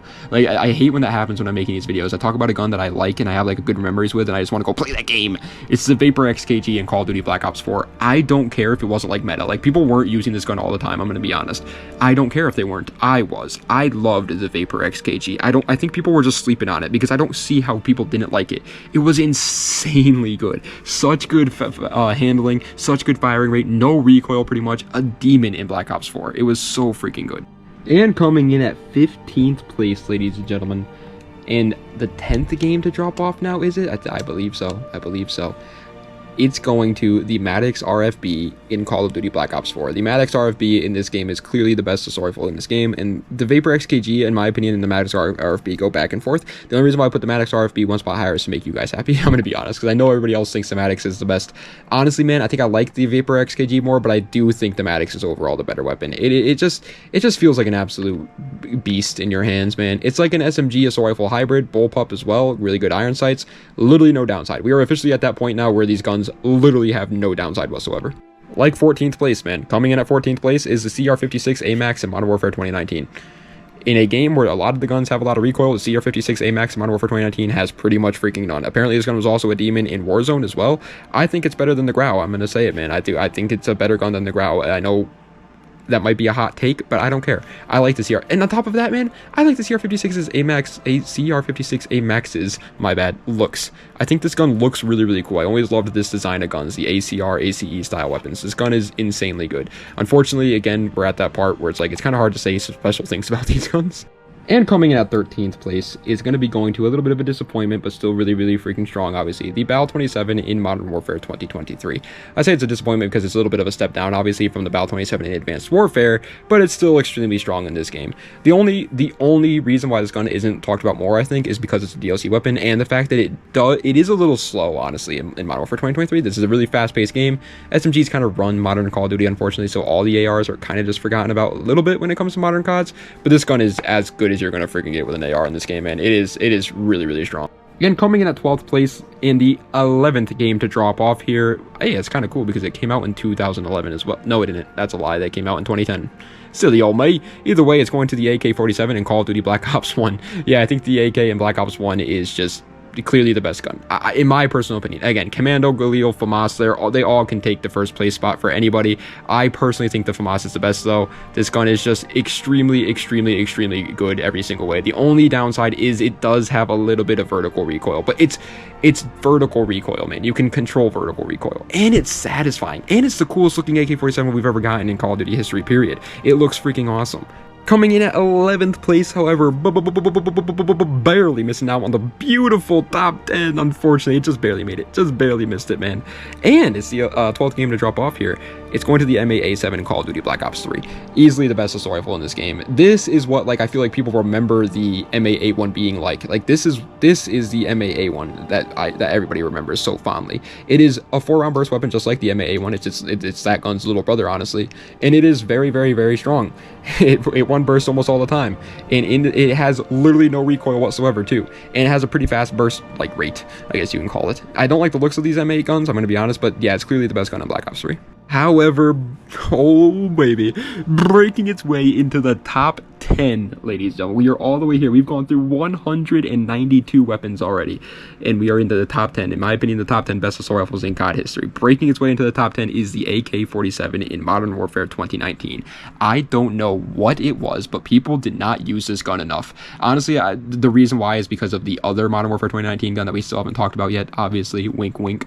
But that's the clear reason as to why they didn't talk about the AK-47 or use the AK-47, but that's blasphemy, because this gun was extremely, extremely strong in the right hands of Modern Warfare 2019. You just had to build it right. Again, it's Modern Warfare 2019, man. You got to build your guns correctly. However, coming in at 9th place in the 13th game to drop off now, it is going to the BP-50 in Modern Warfare 2023. In my opinion, it is easily the best weapon in Modern Warfare 2023, for assault rifles at least, not the best weapon overall. That's easily the static or the Superi, obviously, but the BP-50 in this game is an absolute demon. And anything but like shipment, like obviously shipment, yeah, small map, shoot house, small map, rust, small map, it's just small map mosh pits, whatever. I actually think this game has a small map mosh pit, so if you play that small map mosh pit, yeah, you're obviously going to want to use SMGs like the Superi and the static, but in any other map, this thing is way better. It has, when I say it has no recoil, I mean it literally has 0 recoil, man. Like, I say that a lot, like I'll say this gun has no recoil, but they have a little bit, obviously. This gun has literally none. Coming in at 8th place, on the other hand, is, in my opinion, slept on just because it's a modern Call of Duty and people just automatically think modern Call of Duty guns are just bad because they don't play modern CODs. It's the Chimera in Modern Warfare 2022. It's the Honey Badger Remastered. It is extremely, extremely, extremely, extremely good on any map that isn't extremely massive. If it's like super massive and you're going to ranged like fights, yeah, obviously the Chimera isn't that incredible, but even then, man, it can get the job done. And it up close, it has the damage and like potential of an SMG while still having the assault rifle potential as well at ranges. Again, when it comes to extreme ranges, yeah, it's not the best, but like, oh my god, the Chimera is so good. I don't care if you don't like Modern Warfare 2022. It's a great gun. And coming in at 7th place and the 14th game to drop off, ladies and gentlemen, it's going to be going to the TAC-56 in Call of Duty Modern Warfare 2022. It is, in my opinion, just a pubic hair better than the Chimera. These guns are both extremely, extremely, extremely strong in the right hands. The TAC-56 is exactly what we've all been wanting when it comes to SCARs. Like, a SCAR that's actually meta. This is the SCAR that's actually meta. We finally got it, and it was freaking disgusting. It was, so like I said, I think the Chimera and the TAC-56 are very, very similar. Both very, very good in their own rights. But I think if you're going for a more long-ranged map, TAC-56 is the better option. Closer ranges, Chimera. Just have one on each, like have 2 classes, one with a Chimera, one with the TAC-56, and you're golden. Whoa, surprised here out of absolutely nowhere. What? I know, guys. That's right. I set up a whole new tier for the assault rifles. The unbelievable tier. These 6 assault rifles in COD history are literally unbelievable with how good they are. They are that good. You have to use them if you haven't already, okay? And coming in at 6th place is the obvious one. The granddaddy of assault rifles. The M16A4 in Call of Duty 4. The 14th game to drop off. Yeah, I was wrong last time, by the way. I was at number 14, not number, or at number 13, not number 14. So the 14th game to drop off here, and the M16A4, for those who don't know, is a 3-round burst assault rifle in COD 4 that could one burst anywhere on the map. It was insane, and again, if you haven't used it, please go do. These guns, again, top 6 here, these guns it's not comparable to anything else we've ever seen. We are at the top 5. I cannot even believe this, honestly. It literally doesn't even feel like we've been recording for that long, if I'm being honest. Like, I know we have been recording for, this video is probably going to be 2 hours, so I know we've been recording for a ridiculous amount of time, but it doesn't feel that bad, and we are literally in the top 5. Like, these guns are insane, man. 5th place is the AN-94 in Call of Duty Black Ops 2. The AN-94 in Black Ops 2, in my opinion, isn't even the best gun in its game. That's right, there's still another gun to go, and Black Ops 2 had that many good guns, but it is really, really freaking close. The AN-90, oh man, the AN-94 in this game is insane. It is for those who don't know, the AN-94 has this little feature where the first 2 shots are shot like at double the rate of fire or something like that. So it pretty much just means that you're literally, if you hit your first 2 shots, which chances are those like the first 2 shots that you will hit, like those are usually the ones that most people do hit, you do pretty much double damage. Like, that's insane. Coming in at 4th place, however, in the 15th game to drop off now, ladies and gentlemen. Yes, it is that good. It is truly that good. It is the Bal 27 in Advanced Warfare. This gun was so good. For those who don't know, people at the time of Advanced Warfare, like, coming out, people called it Bal of Duty or Ball of Duty, whatever you want to call it, I guess. It was that good. It was that dominant in this game. Obviously, yes, this game had variants that made the guns better, and so the Obsidian Steed variant was the best one you could get. If you have the Obsidian Steed variant, screw you, man. Honestly, man, just screw you. Like, why do you have to do this to me, man? Just let me, give me a helping hand or something. Give it to me, I should say. Pause. But either way, no, yeah, seriously, the Obsidian Steeds variant in this game is insane. The Bal 27 is insane. And guess what? You start with it. It's your starting assault rifle. It's not a DLC weapon. No. You start with it at level freaking 1. And coming in at the number 3 location, 3rd position here, ladies and gentlemen. And of course, the 16th game to drop off now. Obviously, these games are all going to be the best, and these guns are going to be the best in their respective games from here on out. It's going to the M4A1 in Modern Warfare 2019. Again, it's your starting assault rifle in this game. Never get rid of it. It is that good. The M4A1 in this game, it's so close to being the best gun in the game. Like, the MP5 and the MP7 exist in the 725, and they are lucky that they do, because if it wasn't for them, the M4A1 would easily be the best gun in this game. It can be built however you want it to be, and every single one of them will have literally no recoil. You can build it just strictly based off of speed, and it'll still have no recoil somehow. It freaking melts. The M4A1 is insane, and the iron sights are insane. Thank God there was an M4A1 that managed to make it all the way up here. And coming in at 2nd place, the silver medal for the 2nd best assault rifle in Call of Duty history, and in my opinion, one of the most, actually no, not one of, the most underrated, my bad, assault rifle or gun in COD history is going to the Val OSW in Black Ops 2. This is obviously the 17th game to drop off. I mean that when I say that, man. I truly from the bottom of my heart believe this is the 2nd best assault rifle in COD history, and I'm not afraid to admit that. This gun is insane. Not just good, insane. It is incredible in every single way, and this is what I mean. People thought probably at the beginning of this video that I just hate semi-auto weapons. No, I don't. If they're good, I love them, and the FAL OSW is not just good, it's perfect in every single way. The FAL OSW is perfect. I freaking love this gun so much. I wanted to like be like, yeah, woohoo, we're at 1st place. It's not a surprise though. Everybody knew it was coming. 1st place, the best assault rifle in Call of Duty history is easily the ACR Modern Warfare 2. It's just not even freaking close, man. This gun has no recoil, has a really good fire rate, has insane damage, it has really good iron sights. It handles fine. It has a good enough amount of ammo in the magazine. There's not a single downside to the ACR Modern Warfare 2. The only downside to it is that it takes long to unlock it. I think you unlock it in like the level 50s or something, and there's 70 levels in this game. So you're pretty much done with your prestige there by the time you unlock it. But use a prestige token on it after prestige 1 and you'll be fine. You'll be flying through the ranks. It is insane. If you've ever gotten a tactical nuke before in any Call of Duty, I understand. I only got one before my entire life. Go on Modern Warfare 2, use the ACR, put Harriers on, Chopper Gunner, and a UAV. Harriers, Chopper Gunner, and a tactical nuke, sorry. And then you'll be golden. You'll get a nuke within an hour, easily. But, ladies and gentlemen, that is it. That is the end of today's video, ranking all 202 assault rifles in Call of Duty history. Why did I say it like that? From worst to best in tier list format. I hope you guys enjoyed. If you did, please be sure to like, comment, and subscribe to the channel for more content just like this. Let me know what other videos I'd like to see in the comment section down below.